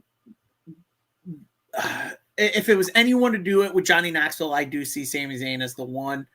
And so, and only because the way Sami had been presented up until his story with the Bloodline, he was always kind of the he could have a great match, but he always 9 times out of 10 came up on the losing end of it. Kind of came across cowardly and stuff to that nature. The way they had presented his character up until that point. Right. But overall, night 2, like I said, I think the match that stood out was Edge and AJ Styles, and this was heel Edge. This was like almost the birth. This was basically the birth of Judgment Day kind of Edge right now. Was heel Edge against AJ Styles, because people forget AJ Styles was the face in this feud, and Edge was the heel, and so it's really cool to see. Like we said, I think heel Edge was the best. I don't know how I felt about heel Edge and Judgment Day with the crazy Doc Brown hair that he had, but I'm glad he shaved it back down in AEW, and now he's got the short hair again. I think I like the short hair better than the crazy puffy Doc Brown Back to the Future kind of hair. But yeah, I would say that match alone on night 2 was probably the better one. Again, we go back to Pat McAfee just being able to be in the ring and do what he does, and kind of like he puts on a show, and so I think what it was he really did well with Austin Theory. I think that was probably the best. Yeah, that was, and like you said, Vince's last one. That's where he was pushing Austin Theory and being with Austin Theory, saying it was the next big thing. And as soon as Vince was gone, it was that promo that Roman dropped. He's not here anymore. I loved it. I loved it. I popped for that. I giggled. I ain't gonna lie. Oh, I did too. But yeah, no, that was good. And then obviously the main event was the main event. Roman and Brock for like the umpteenth time. So it was like, well, that match I was talking about at SummerSlam that they did, that was actually Nashville. Yeah, it was supposed to be Randy. They thought Randy would be back by then. They did the angle to where the Bloodline injured Randy. He was supposed to be back to face Roman for the title at SummerSlam, And of course, we saw how long he wound up being out. So they're like, "Hey, Brock, you want to come back?" And yeah, but like I said, that's what we got. Cowboy Brock. I like Cowboy Brock. Yeah, and speaking of Randy, I thought his teaming with Riddle, I think them as RK Bro was so good. I think that was one of his better tag teams. I hated it at first. I really did. I was like, "What are they doing?" But it grows on you. It did. It really did. I was like, and they did some good work together. And Matt Riddle out there going, "But Randy," I was dying. Honestly, if Riddle would have made better choices and not gotten himself in trouble and let go from WWE with what the choices he made, I really wanted to see RK Bro go a little further, and we probably would have when Randy came back at Survivor Series had Riddle still been there. But we got what we got with them, and I was glad that we did, because they had a great feud with the Usos as well.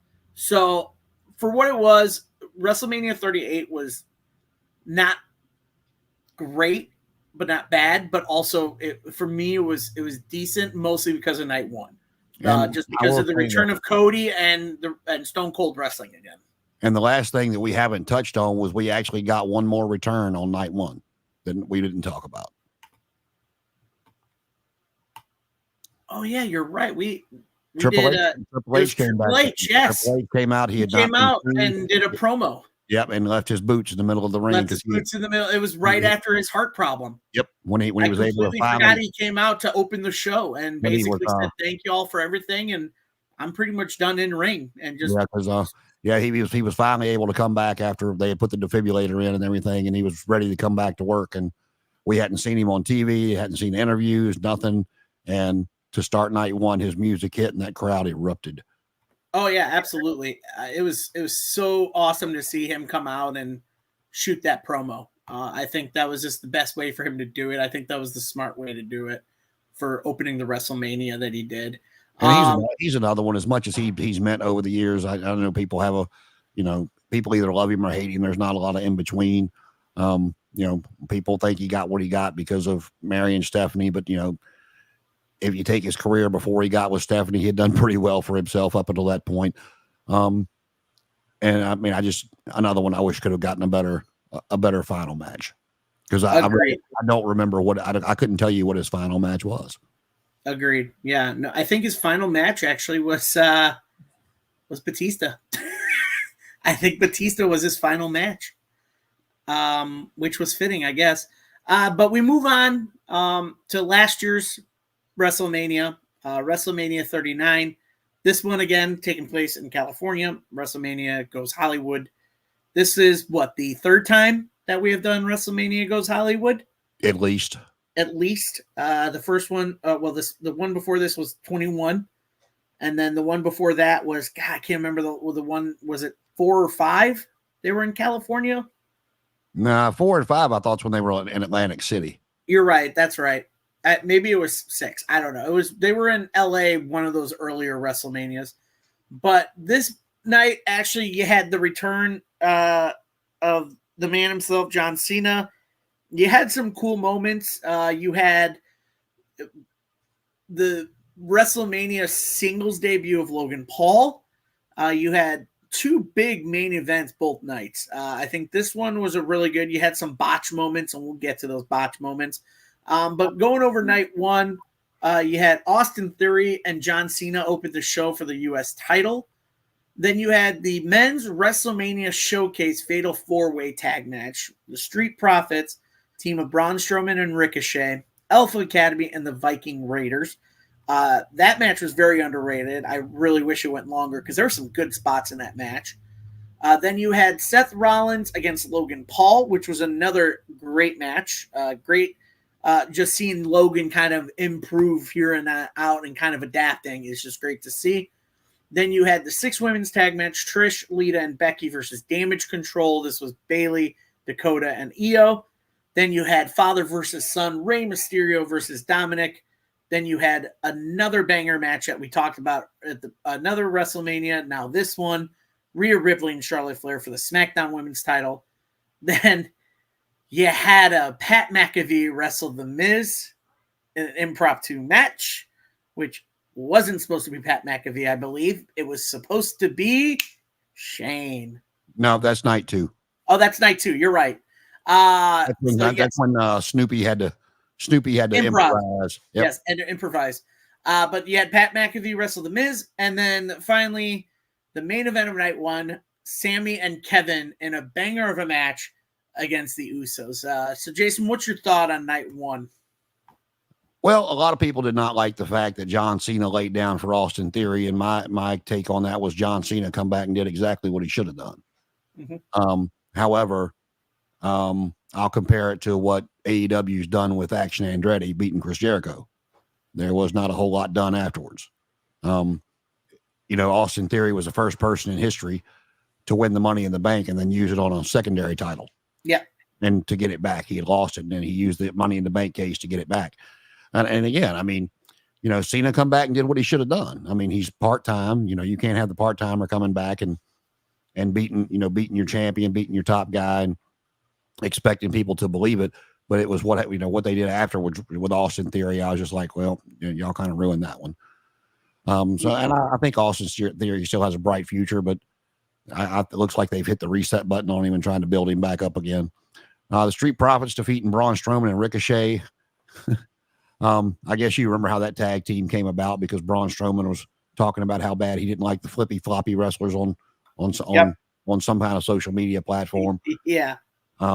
Alpha Academy. I think Chad Gable and Otis are just hysterical together, and Gable's very underrated, and it's probably because of his size. He doesn't get more of a push than what he's gotten, but I like them together. They're for comic relief, and for the two of those guys, they're a decent tag team. The Viking Raiders, I loved War Machine. I do not like the presentation we have gotten from them in the WWE, except for a couple of weeks ago when Sarah Logan come out and put those antlers on Michael Cole and he was not expecting it. That was fabulous. But like I said, I really did like War Machine and ROH. I know they changed their name to the War Raiders or War something in NXT, and then they brought them up here. They were they were, I believe they were the War Raiders in NXT. And the Trish, Lita, and Becky was just a feel good moment to see Trish and Lita back in the ring. Ray and Dominic, him smacking Dominic on the rear end was comical. I got a kick out of that. I really did. I'll tell you, my favorite part of night 1 again is going to be Rhea Ripley and Charlotte Flair. Oh yeah. And the thing that I remember most from that match is after sitting there going, wow. But when Rhea Ripley's in the ring holding up the title and they show Charlotte on the outside leaned up against the ring watching Rhea, she just got this big smile on her face like, there you go, girl, get it. You look like she looked like you, even though she lost the match, you can just see in her face how happy for Rhea Ripley she is. And again, a star was not born that night because she'd already, hit a certain point, but a star was taken to the next level that night. It's kind of like I put, Charlotte Flair and Brock Lesnar and Rhea Ripley's to me is going to be all on the same page once she does lose the title, because you've made them such, dominant stars and dominant champions. Is like when you bring them back, it's like, and of course Rhea's still there full time now, but like in the case of Charlotte and Brock, they're so dominant and they've done nothing but be champion every time they've come around. It's like, what do you really do with them when you bring them back? I mean, you can't bring them back and just have them lay down for nobody. You got to bring them back, and if they're going to lay down, make it mean something to get somebody to the next level. The Miz was, Miz TV impromptu match with Pat McAfee. Pat, of course, won, and then one hell of a tag team match to end the night. And congratulations to Sammy and Kevin on that moment. I was happy for both of them. Yeah, no, I think night 1 was a good start, and this was actually Paul's first night kind of running the WrestleMania. It was his first WrestleMania as creative and kind of running it. And I think he did what he wanted to put out there. I mean, each match was on night 1 was by no means short, sans the Miz Pat McAfee, but every other match, I mean, went a long time. I mean, even that Austin Theory John Cena match was over 10 minutes. Then you had probably one of the longer matches was the main event, but the match after that was the longest, was Rhea and Charlotte. And I will say that those two for me were tied for some of the best matches that weekend, if not the top 2. as much as I love the main event on night 2 of Roman and Cody, which we'll get to, but those 2 matches on night 1 just for some reason just set the bar. And I never looked past it. And I'm with you on that. I think Rhea and Charlotte, anytime they're paired together, you're going to get a hell of a match. Just because of who Charlotte is and the way Rhea just mashes well with Charlotte's, kind of style. And that match the entire time, there were spots I was like, wow. I mean, that belly to back that she did to Charlotte, and Charlotte landed on her face, and you could see blood on the nose. I was like, holy crap.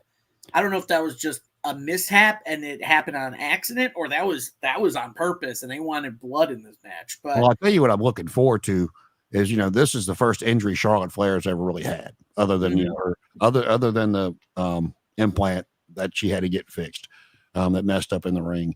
But as far as major injury goes, this is the first one she's ever had, and she's going to come back with something to prove. And Rhea's going to be wanting to hold on to that spot, and win or lose, whoever going to come out, that I think both of them with the person you actually see when you hear them talk out of character, that they're not going to care which one of them goes over, but they're going to go out there and do their damnedest to outdo both those first 2 matches combined. Right. And I do see Rhea and Charlotte. For me, Charlotte is the women's division. I mean, like you said, you put her on par with Brock, and she is that attraction. She is that wrestler who will put on a good match no matter what, and will sell it as much as she can.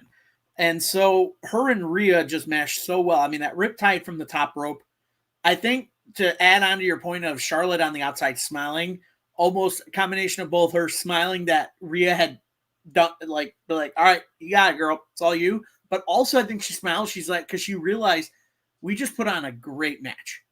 I think that was another smile that Charlotte had. That smile that says, follow that.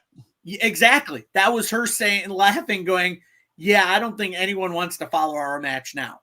I think you and I had talked about it, about placement on cards. It's like certain matches you don't want to follow, and I think that's, like we said, we had mentioned Shane McMahon.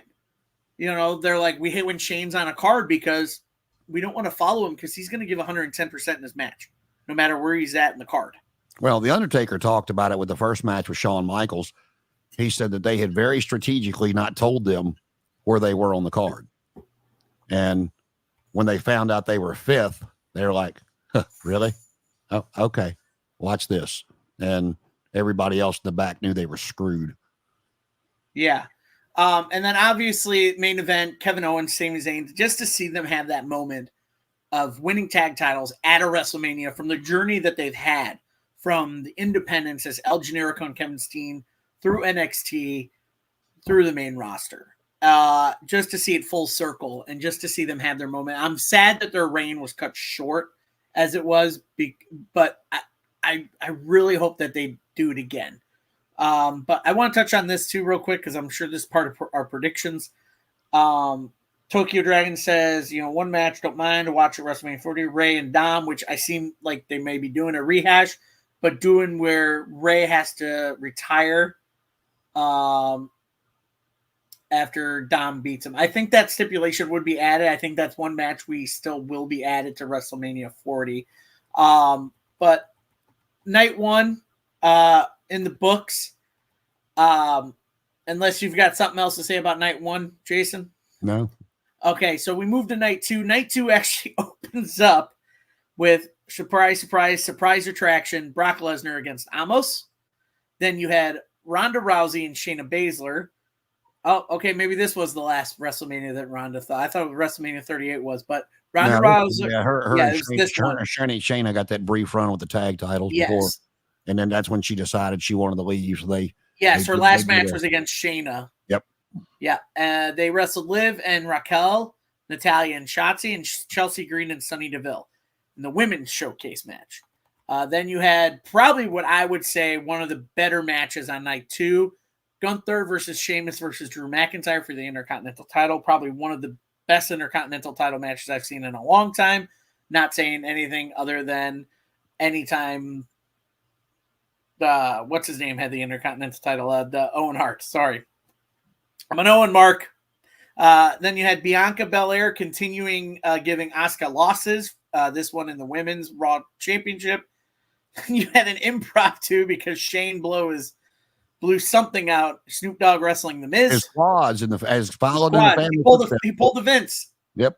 And then you had Edge versus the Demon Finn Balor in a Hell in a Cell match, which was an awkward moment because this is where Finn actually got hit in the head and gashed, and they had to stop for a few minutes because they had to clean and give him at ringside stitches in his head to complete the match. And then again, the main event, Roman Reigns against Cody Rhodes for the Undisputed Championship match. That one almost 35 minutes. So Cody headlining the WrestleMania after his return. Jason, your take on night 2? Well, I'm just going to skip right over top of Brock and almost. Then you got, the women's showcase match, Shayna Baszler and Ryback. And if you look at it, if you want to look at the realism of stuff with the people they were in the ring with, Sonya Deville was also a former MMA fighter, but she did not get to the level that Shayna did. And of course, Ronda got, if you want to go realism with it, that's who should have won the match. My favorite match of the night was this Intercontinental title match. They beat the dog crap out of each other. Oh yeah. There were so many spots in that match where I was going, ooh, ow, and those are 3 big dudes too. We're not talking like cruiserweights in there doing stuff. We're talking about 3 big guys. And I mean, Gunther's hands looks like bear claws. I mean, the guy's hands are huge. And when he chops you, especially that's what I love about watching like Bryan Danielson or Sami Zayn get chopped by somebody that does it well, because of those marks they leave, the red marks, and the skin starts to flare up, and it just, I don't know. But yeah, that was probably my favorite match of the night. Bianca Belair and Asuka. Again, Asuka takes another loss for somebody they put on such a pedestal there for a while. How the mighty have fallen, and then they kind of go on a roller coaster with Asuka. She'll go for a while and do some comedic stuff, and then they'll bring her back, and she'll go back into the nobody's ready for Asuka, and then I don't know what they're doing with her. But I will tell you, when Muta got inducted last year for the Hall of Fame, and he spit the mist, they put the camera on her. She's what, 41, 42 years old. Yeah, around 41. She looked like the grin she had on her face. She looked like a child up there on the stage. Yeah. Just popping for Muta doing the mist up there. I thought it was cute. I was really disappointed in the Edge and Finn Balor match. I expected more out of it, especially being Hell in a Cell. Everybody at home was wondering what was going on when they had the camera off and Edge just kind of walking around doing a whole lot of nothing. I'm not in this match particular, but like when you see somebody go down and it's not a legit injury, and they're trying to sell the move or whatever, and the referee goes and steps in and is holding, telling somebody to back up or whatever. I just once I want to see somebody grab the microphone and tell the referee, you got 2 choices here, buddy. Stop the match, declare me the winner, or move so I can finish it. Yeah. But because it's like, this is an athletic contest. If he's hurt or she, stop the match, declare me the winner, or get the hell out of my way so I can finish what I'm doing. But nobody ever takes it to that next nature. Like I said, Shane returned. He got a huge pop when his music hit, and poor Snoop Dogg. I mean, I'll give him his due. Snoop. I forgot who he said. Totally, it might have been the referee that was in the ring. It was the referee at ringside that told him, "Hey, give him the people's elbow." Yep, and he pulled it off. Or no, the cameraman. Yeah, cameraman. That's what it was. But poor Shane. But Snoop. It wasn't great, but he was able to save the segment. And then the championship match, it was a good match. They protected Cody by having Solo come in and hit the spike. And then when I watched the Becoming Cody Rhodes, and he just had that grin on his face when he was talking about the chase was a whole lot more exciting than actual winning the title. I'm like, oh, you son of a bitch, that was your idea. And, but we'll get to the predictions here in a little bit. But again, the match of the night for me was the Intercontinental title match, and I was the Hell in a Cell was just for the 2 guys that was in the ring. But you talk about Judgment Day. Before Edge got kicked out, decided he wanted to leave, whatever that was, when it was him and Rhea and Damian, and they had Edge on that throne, and then the big wings come up on each side of the throne, and they had the light. That was an awesome entrance there for a few weeks. Oh, they were doing it with the three of them. But again, I mean, it was very, Roman's not, he's not your 5-star guy, but this was a very solid match. Yeah, no, I think night 2, again, looking at this card, I'm with you. I think we're in agreement. I think the Intercontinental Championship was by far one of the better matches on this card on night 2. Obviously, you got the big guys in there, and they're throwing chops, they're throwing kicks, they're doing everything. The clubs. I think it is amazing. Someone like Gunther. I mean, you look at his transition from being Walter and being so just dropping that weight, being slicker, being quicker, being meaner, obviously. And I just love the character and the fact that, he's one of these guys that people forget he was one of the longer reigning NXT UK champions. I mean, the man can hold the title and defend it very well.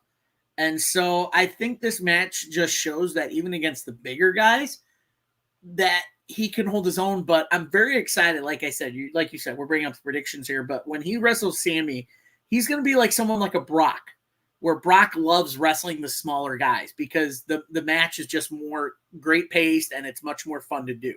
But I think that match alone was so exciting on night 2.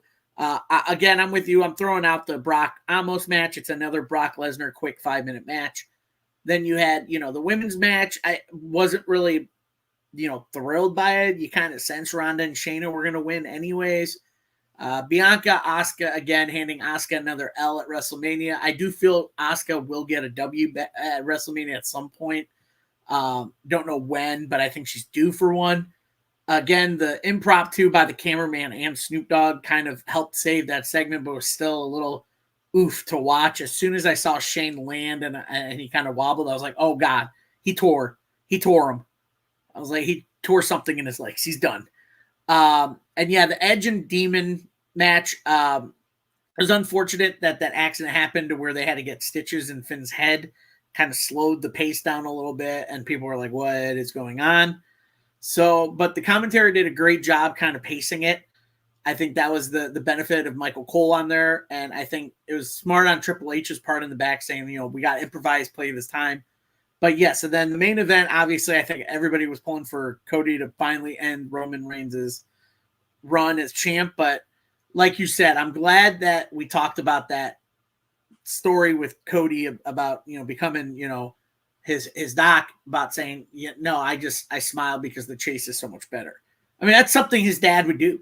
Dusty would do that. Dusty was all about the chase. Yeah, Dusty never had a long title reign. No, Dusty was all about the chase. And I think that's awesome that Cody loves the idea of the chase because the money is in the chase. And so I think that main event it did what it had to do. Like you said, it protected Cody because Solo came out and Roman continued his reign, still continuing it today. But I mean, for what it's worth, WrestleMania 39 kind of got back to the basics. I think it was good to have Trips in charge of it. You kind of saw the difference between a WrestleMania ran by Vince and now a WrestleMania ran by Trips. You barely had any segments or anything, any backstage celebrity stuff. You had more matches. You had more crowd stuff going on with the matches, kind of getting the crowd excited and everything like that. Yeah, that's definitely one thing you can see in difference with Triple H running things is like, if I remember right, SummerSlam was only 5 matches. Yes. And, and it was still a 4-hour show. Yes. So it's back to the basics. Right. And obviously with that, we get excited now because obviously we have, by the way, before we move on, any final thoughts on WrestleMania? No, this one was a solid one, except for Ronda Ryback getting another paycheck. But yeah, exactly. I think WrestleMania 39 did kind of build more of the Cody kind of, the whole aura of Cody Rhodes chasing the world title, and I think it was really smart. So with that in mind, we finish with those. But before we leave, we do want to give you guys our preview of WrestleMania 40, as it is coming up, not this weekend, but next weekend. I think a lot of people are excited about it because they want to see what's going to happen. So we go with that. We go with our predictions at WrestleMania 40. So if we look at the card here, let me see if I can pull it up. Sorry, my computer is being weird. If we look at the card here, there's not a lot of matches announced right now, and we only know a few that are on certain nights. Right now, as of right now, night one is the Bloodline, which is The Rock and Roman Reigns wrestling. I've got 10 matches announced so far. Yes. Okay. So 10 matches. So right now, though, confirmed for night one is the tag team match with the stipulation that if Rhodes and Rollins win, members from the Bloodline are barred from ringside for the night two match. But if Rock and Reigns wins, it is a Bloodline rules match, which for this is going to be exciting. The night two, we've got Seth against Drew for the World Heavyweight title, and then Romans and Cody for the Undisputed. Now, the other matches that are on the card have not had specific nights designated them, but they go as follows. Io Sky will wrestle Bayley for the Women's Championship. Rhea Ripley will defend her title, Women's World Championship against Becky Lynch. Gunther will put his Intercontinental title and the longest Intercontinental title reign against Sami Zayn. Then you will have the Judgment Day defend the undisputed tag team titles in a 6-pack tag team ladder match. There's one more team to be decided. So far, it is Judgment Day, DIY, Awesome Truth, and the New Day. There's one more team to be decided tomorrow on SmackDown. Then you have LA Knight versus AJ Styles, Jey Uso versus Jimmy Uso following the brother matches. And finally, Logan Paul defending the U.S. title match, U.S. title against Randy Orton and Kevin Owens. So, Jason, go to you on your predictions. Well, I think we're going to see a couple more added. Well, I know we'll see a couple more added. I hadn't heard about the Ray and Dom, but thinking about it, with that played out last week when he came out and caused Ray to lose against Santos, I can see it happening. If there's not a stipulation of retirement or something in there, I wouldn't want to see it again. It makes no sense unless there's that added of, hey, I need you out of here so I can stop living in your shadow type story behind it. And they've got a few days to do that because Ray and Dom. There's a story already there. It won't take a lot. It won't take a lot to build it up. And then, like I said, I think after the continuous interference and the continuous beat downs that you will get Naomi and Bianca taking on Damage Control for the tag titles. I'm not sure what night that'll be, but I'm sitting here looking at these matches, and I'm not sure how you feel about it, but I can see every one of them going either way except for one, and that's the tag team match. Mm-hmm. The reason I say that is, a pure wrestling fan might want to see a pure wrestling match between Cody and Roman to see who the better man is, per se. I mean, you're not going to get a 5-star match out of those guys, but you'll get a good fight. But the chaos will be for Bloodline rules. Mm-hmm. And so I don't think that's an ego thing for The Rock to win the tag team match. I think it just makes the most sense to set up the Bloodline rules. And then when you continue down that path for me is to where, no, I have no idea what can happen. But if you watch Seth, like I said, you watch Seth over the last few weeks, he's dressing in black. When they put the camera on him, he's giving Cody some pretty weird looks. I can completely see them losing the tag match, whether Seth turns on him, just isn't there for a tag, any number of ways, them losing the match. And then possibly Seth losing to Drew, blaming it on Cody, and coming out and everybody think he's there to help Cody, but he winds up being the reason that Cody loses. And you could have, the Bloodline rules match, everybody's talking about a possible Rock babyface turn against Roman so we can finally get that match to where the referee gets knocked down because it's going to be a Bloodline rules match. They beat up Cody pretty bad. Rock gets in the ring, does the whole 1-2. It doesn't matter if I count to 3, and then that's where I think Seth could intervene. And then while, the other members of the Bloodline, do whatever with the Rock, and then cause Cody to lose. And I think you'll also see, maybe not at WrestleMania, but in the following weeks, if you don't see him at WrestleMania, I'm pretty positive from what I've seen him tweet out. Jacob Fatu is going to be coming in. He had tweeted out a couple weeks ago. Thank God, God is good. I'm so blessed right now. You can read into it what you want, but I know a lot of people have been pushing for a long time for them to bring him in. I mean, he's 31 years old. He made a mistake at 18. So I think you're going to see him at some point as well. But I can also, the thing with Roman Reigns keeping the title, and protecting Cody yet again goes to them. They keep pushing the Hulk Hogan number that I think they want to get Roman to before he actually drops the belt. So again, I can see Cody winning the match and winning the title, finishing the story, because it's WrestleMania. That's what you do. But on the flip side, there's so many different ways if he does not win the title to go back to, or even if he wins the title, to set up him and Seth to continue their feud. Especially if Seth loses the World Heavyweight title to Drew McIntyre, instead of going back after Drew to regain that title, either feuding with Cody or, because of what happens, or going after Cody for that title because he feels like Cody cost him his by being in the tag team match. I do believe Bayley's going to win. But again, I can completely see Io Sky keeping the title. Becky Lynch and Rhea Ripley, Becky Lynch is one of those people that she can take the loss and still be Becky Lynch. I don't see a loss doing anything for Rhea Ripley right now. I don't think Becky's the person to do it because, again, I think they built Rhea up so much that spot to take her championship should be the next big thing in the women's division, not somebody that's already proven. The triple threat match for the U.S. title, Randy doesn't need it. I think Logan will keep it, but I can also see Kevin winning that title, but I don't think you'll see Randy Orton winning that belt. He doesn't need the United States title. Intercontinental Championship, I think Gunther will keep it. I can see him putting it on Sammy, but for further storyline, after Sammy loses, of Chad Gable kind of going, told you couldn't beat him, and then having that feud start there, whether Sammy goes heel or whatever he may do, and maybe giving Sammy a year-long storyline to build him back up for another Mania moment next year. Jimmy and Jay will probably win, but I think Jimmy needs to be the one, in my opinion, to win the match. Jay is over. They have done him very well in this run. It's kind of like the Hardy Boys to me. Jay is Jeff and Jimmy is Matt.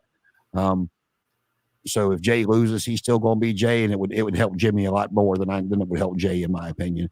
But on the flip side of that, with all these bloodline rules going on and nobody expecting it because of the feud going on, I can completely see Jay rejoining the bloodline at some point over the weekend, especially if Jacob comes in. There's talk of Rikishi possibly being the special guest referee in this match. I guess we got 3 more shows to see. SmackDown this week, and then Raw and SmackDown next week before Mania. So we got 3 more shows to get that in if that's what they want to do. The Undisputed Tag Team titles, I would like to see Truth and Miz win them. I don't think the Judgment Day will keep them. I think this is a way to get the belts off them and finally start to break that group up because, again, Damien's still holding on to the Money in the Bank briefcase. Like I said, the rest of them get booed out of the building except for Rhea. And, they'll be booing Dominic and Damien and the rest of them, and she takes the mic, and it's a complete, 180 for the crowd. Finn's contract, he's another one that's coming up. I'm not sure if he's planning to re-sign, if he maybe wants to go back to New Japan, take some time off, maybe see what AEW's got to offer. You don't know what he's going to do. And then LA Knight and AJ Styles, I can see it going either way, but again, that's the one that, LA Knight, in my opinion, needs more than AJ Styles. Yeah, I'm going to go ahead and start with the lower card first here before getting to the big matches. For me, Io Sky Bayley, again, that's another one can go either way. I'd like to see Bayley win it because she hasn't had a singles title in a long time. I think like 3 or 4 years. I think it'd be nice because obviously she suffered that knee injury where she had to, not even be up to par to wrestle for the women's title anymore. So I'd like to see her win it. I can see your point of having them both keep, having Eos keep it, having someone up and coming to take it, someone like a Tiffany Stratton or maybe even a Jade Cargill. Obviously, since she's on SmackDown and, Damage Control is primarily on SmackDown. Actually, since you brought her up, not to interrupt, but if they don't do a tag title match, I can also see a six person tag match because Jade has had some interaction in the back with Damage Control. Yeah. So I can see a 6-woman tag match with Damage Control against Bianca, Naomi, and Jade if they don't want to do the tag titles. That's true. They can do that as well. Rhea and Becky, I think, like you said, Becky loses. She's still Becky Lynch. She's not going to lose any credibility. Rhea holding on to that title a little longer kind of continues their story because they're kind of building up to the revenge tour of Liv Morgan. Liv Morgan and Rhea Ripley has some history there. I think they're not done with that. And I hear nothing but praise for news reports of praise for Liv in the back. Even after that incident she had in Florida with the marijuana, there was no heat on her. It was just it was a mistake because it was medical. So they're not going to, hit her with heat just because it's medical. And they have different laws down there in Florida for the medical marijuana. So I think this is a build for Rhea versus Liv for the Women's World Championship if they want to go that route because they're building that so much. Gunther and Sami Zayn, like you said, I think I could see it going either way. I think you can continue that story of Chad and Sami even with the Intercontinental title. Because even if Sami loses and Chad's like, see, I told you couldn't beat him, you continue that story. But if Sami does beat him, Chad gets pissed because Chad's had 2 opportunities and we're so close both times to win it and he couldn't do it. That he gets mad at Sami for doing it and he becomes the heel, breaks away from Alpha Academy, and that basically leaves Tozawa and Otis and Maxine in that group and leaves Chad on his own, kind of like as a solo heel to go against Sami Zayn for the Intercontinental title. Because based on that gauntlet match, the chemistry both Sami and Chad had, would love to see that for a title. Now, if he loses that Intercontinental title and Drew wins the world title, imagine the matches for the world championship with Gunther and Drew we could have. It's exactly what I was going to get to too, for story-wise. That 6-pack ladder match, for me, I know people are saying Awesome Truth. I like to see DIY win it. I think this is a perfect time to elevate a team like that, like DIY. They had the crowd behind them on NXT. It'd be a shocker for the crowd at WrestleMania because everyone would expect R-Truth and Miz to win the tag titles. But I would love to see DIY win those titles just because I love that they're back together. And they've always put on great matches in NXT against FTR. I mean, hell, even their matches against the Authors of Pain was great too. Then LA Knight, AJ Styles. Obviously, LA Knight I feel is going to get the win here. I think AJ Styles puts him over because the crowd is behind LA Knight. They have been for a long time, the last year or so. Jay and Jimmy, like you said, I can see it go either way. This is reminiscent of the Hardys because they could continue this story between the two. I can see Jimmy winning this match in a dirty way to where Jay doesn't feel satisfied. Maybe they have a blow-off match at the next pay-per-view or even SummerSlam or something like that. They can do like a gimmicky match, like almost like an I Quit match or something like that. The U.S. title, I honestly think Logan holds on to it because for someone like a Randy Orton and a Kevin Owens, I don't know if that title will elevate them either way because both of them have held that title, I believe. I think Randy has held that title. I can't remember. I know he's held the Intercontinental title. I don't know if he held the U.S. title. We did mention this because he was a U.S. champion in that 4-way match at that one WrestleMania that Jinder won. So I don't think the U.S. title needs to go to either one of them. I think Logan Paul finds another dirty way to win this one. But moving up to the main matches, that first match, that tag match, like you said, could go either way. I do see it in a way where the Bloodline do win, and the Bloodline rules match is in effect for night 2 for Roman and Cody. And I do see it as Seth kind of leaving Cody high and dry in the match, just not happy with the way match going. I can see him just like brush off Cody and just walk to the back because he's hurting and he's got a title match anyways the next night that he doesn't care. So, and I can see Cody losing that by himself, but I can also see in that match some tension between Roman and Rock in that tag match to where there's miscommunication. And as they're walking the back, Roman walks ahead of The Rock, and then Rock walks ahead of Roman, and they're both staring at each other, trying to get ahead, almost like a foot race between brothers, to see who's the fastest one and who can get home first. Kind of that way, where they're just staring at each other, and that kind of plants the seeds of Rock kind of turning on Roman night 2. With night 2, the World Heavyweight title. Here's my thought. Yes, Drew deserves a world title run in front of a crowd. Here's what I'd like to see. I'd like to see the tag titles defended on night 1 and Judgment Day lose them. Night 2, during that world title match, I want to see something reminiscent of WrestleMania 31. Because remember, it was Seth Rollins who did the WrestleMania cash-in at 31 during a singles match and made a triple threat. I want to see it happen again, but this time to Seth Rollins, almost like Karma, where Damian Priest cashes in and makes it a triple threat. And then he ends up winning the title. That way you could get Seth Rollins on that maniac tear, to where he loses it.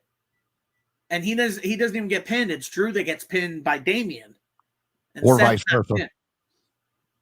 And so it's like my whole weekend's over. Like, I lost night 1. I don't care about that tag match, but I lost my world title. And he kind of goes on a mindset and he starts blaming everyone. And remember, CM Punk's going to be on commentary for this match. So he may even look over at CM Punk and start a feud with him. Kind of like, because CM Punk might get involved in somehow. And CM Punk might be yelling at him, I told you, man, you don't think, like, you're dumb. And kind of feud with him. And then you continue the Drew McIntyre, Damian Priest, because they're so high on Damian Priest backstage. There's been nothing but good reports on him. And they said that good things are in store for him. So I kind of see him winning the world title as like a shocker at WrestleMania this year and continue that feud to turn Drew beating Damian and then kind of having a way of Drew against Cena at like a SummerSlam against Punk at SummerSlam when Punk's healed and continue that where Seth goes off on everybody and then also Cody Rhodes. And then when Cody Rhodes wrestles Roman, here's the thing I learned from Raw, and people were saying this. WWE does stuff on purpose and do it on intention. Yeah, I was going to get there too. If you notice the trailer behind Cody and Rock, Cena, Stone Cold. And you can't get that interference. There's history between Stone Cold and The Rock, and there's history between Cena and Roman Reigns. Night 2, while it looks like Cody is outnumbered, Jimmy is taken out by Jay, but that leaves you Solo and who else? The Rock. The Rock. And possibly Jacob Fatu. Maybe Jacob Fatu debuts on night 1 during that tag match, and he comes out night 2 with the bloodline to kind of help. Well, then you got John Cena and the Stone Cold come out to even the odds. All this chaos going on around this match. While this distracts him, Roman is yelling at The Rock to help him, and Rock just flips him off and continues fighting Stone Cold up the aisle, and Cody hits maybe 2 or 3 crossroads and wins the title. You cut backstage to Seth seething, seeing Cody win the title after he lost his. Then you can continue your story between Seth and Cody for the heavyweight for the Universal Championship. So those are my predictions. Yeah, the only other thing I'll say too, because you got to the Stone Cold, I was going to wait on that for a minute, but you got to that, and then where you say they do stuff on purpose. When Jay and Jimmy did their face off, they were both sitting there, even though they were bad mouthing each other, telling the other one how much they missed the other one. Yeah, and I picked up on that. That's why I said I can completely see Jay, turning, going back to the bloodline. Either way, I can see either way, either him continuing to help Cody, or I can see him turning back. But the two things that they always want to send the fans home happy. So if you have the tag team match night 1 and The Rock and Roman win, you're not sending your crowd home happy. But you got them coming back for night 2 because a lot of those seats were package deals for night 1 and night 2. But then if you got Cody losing again, that's what I'm saying. I mean, and that's not to mean cut you off, Jason, but you can't have him lose 2 WrestleManias in a row. I mean, that's just I know we talk about Hogan's record, but Hogan's number 3 on the list. So you're going to have this guy hold the title just for the number 3 position of reign, when if you look at number of defenses all these champions held, hasn't defended it a lot. And I feel like Roman's at that time where maybe he's at that point where he needs a break. I mean, and he's got Hollywood on his back door. You know, maybe he wants to go off on that path. So I can kind of see them sending everyone home happy night 2 of Cody finally finishing the story, and then maybe feuding with Seth Rollins to kind of continue that.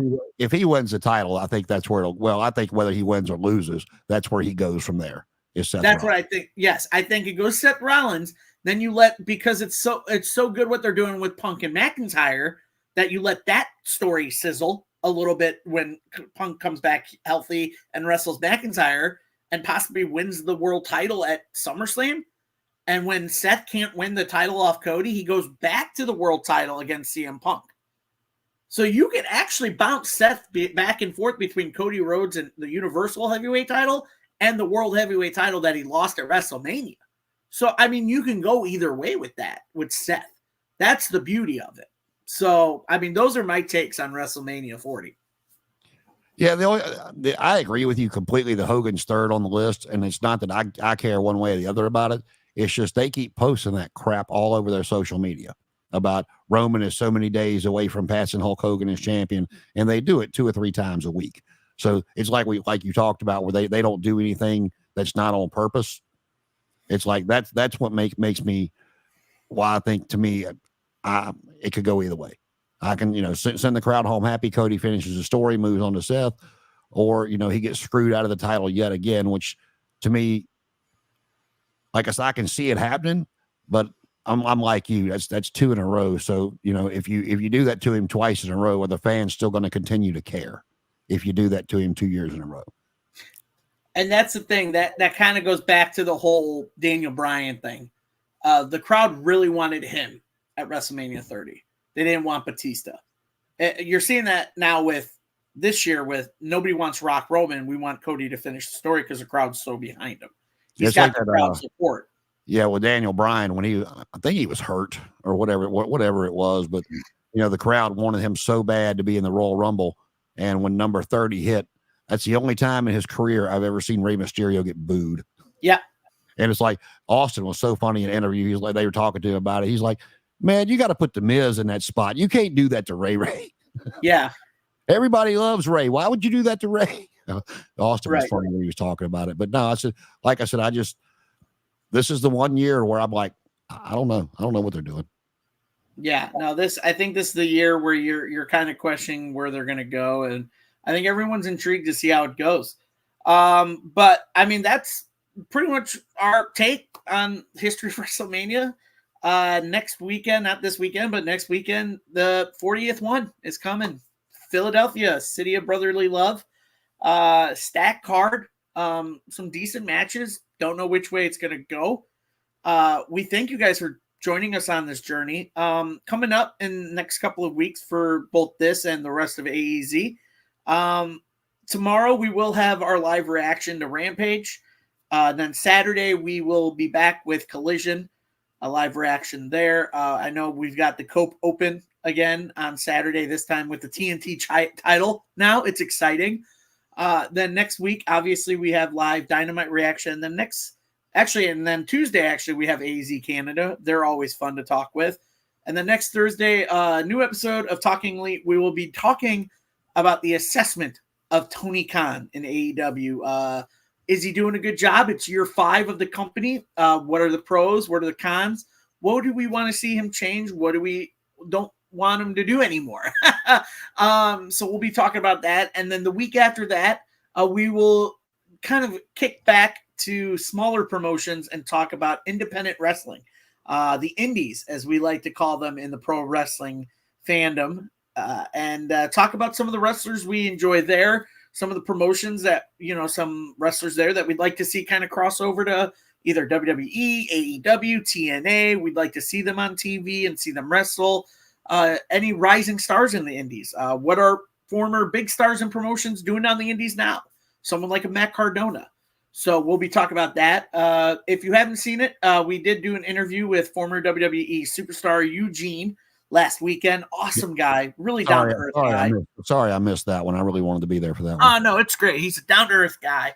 Make sure you guys check that out. He's also got YouTube channels and social media. Follow him on there. He's an awesome guy. He's funny as hell.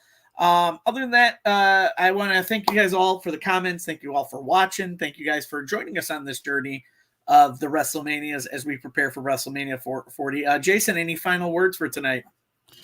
Not that I think it will happen, and I think he quietly has already re-signed.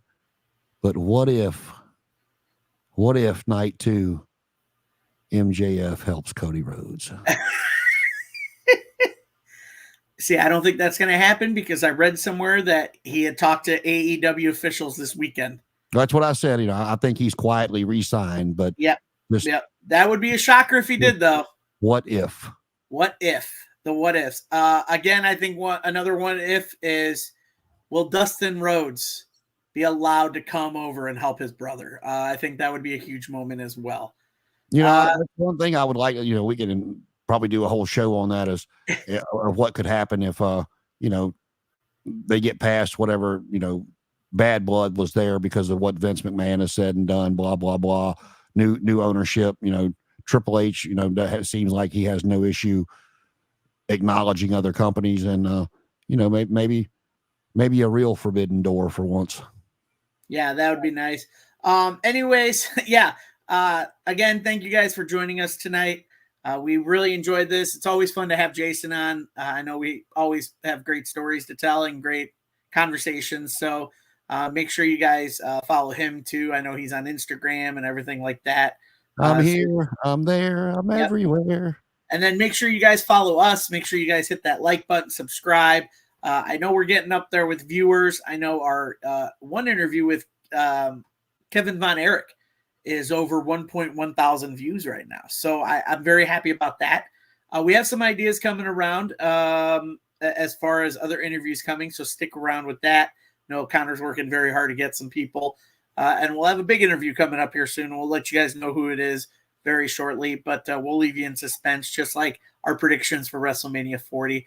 But other than that, we thank you guys so much for joining us here on Talking Elite, always on the All Elite Zone podcast. And there's nothing as always. Good night. See you next time.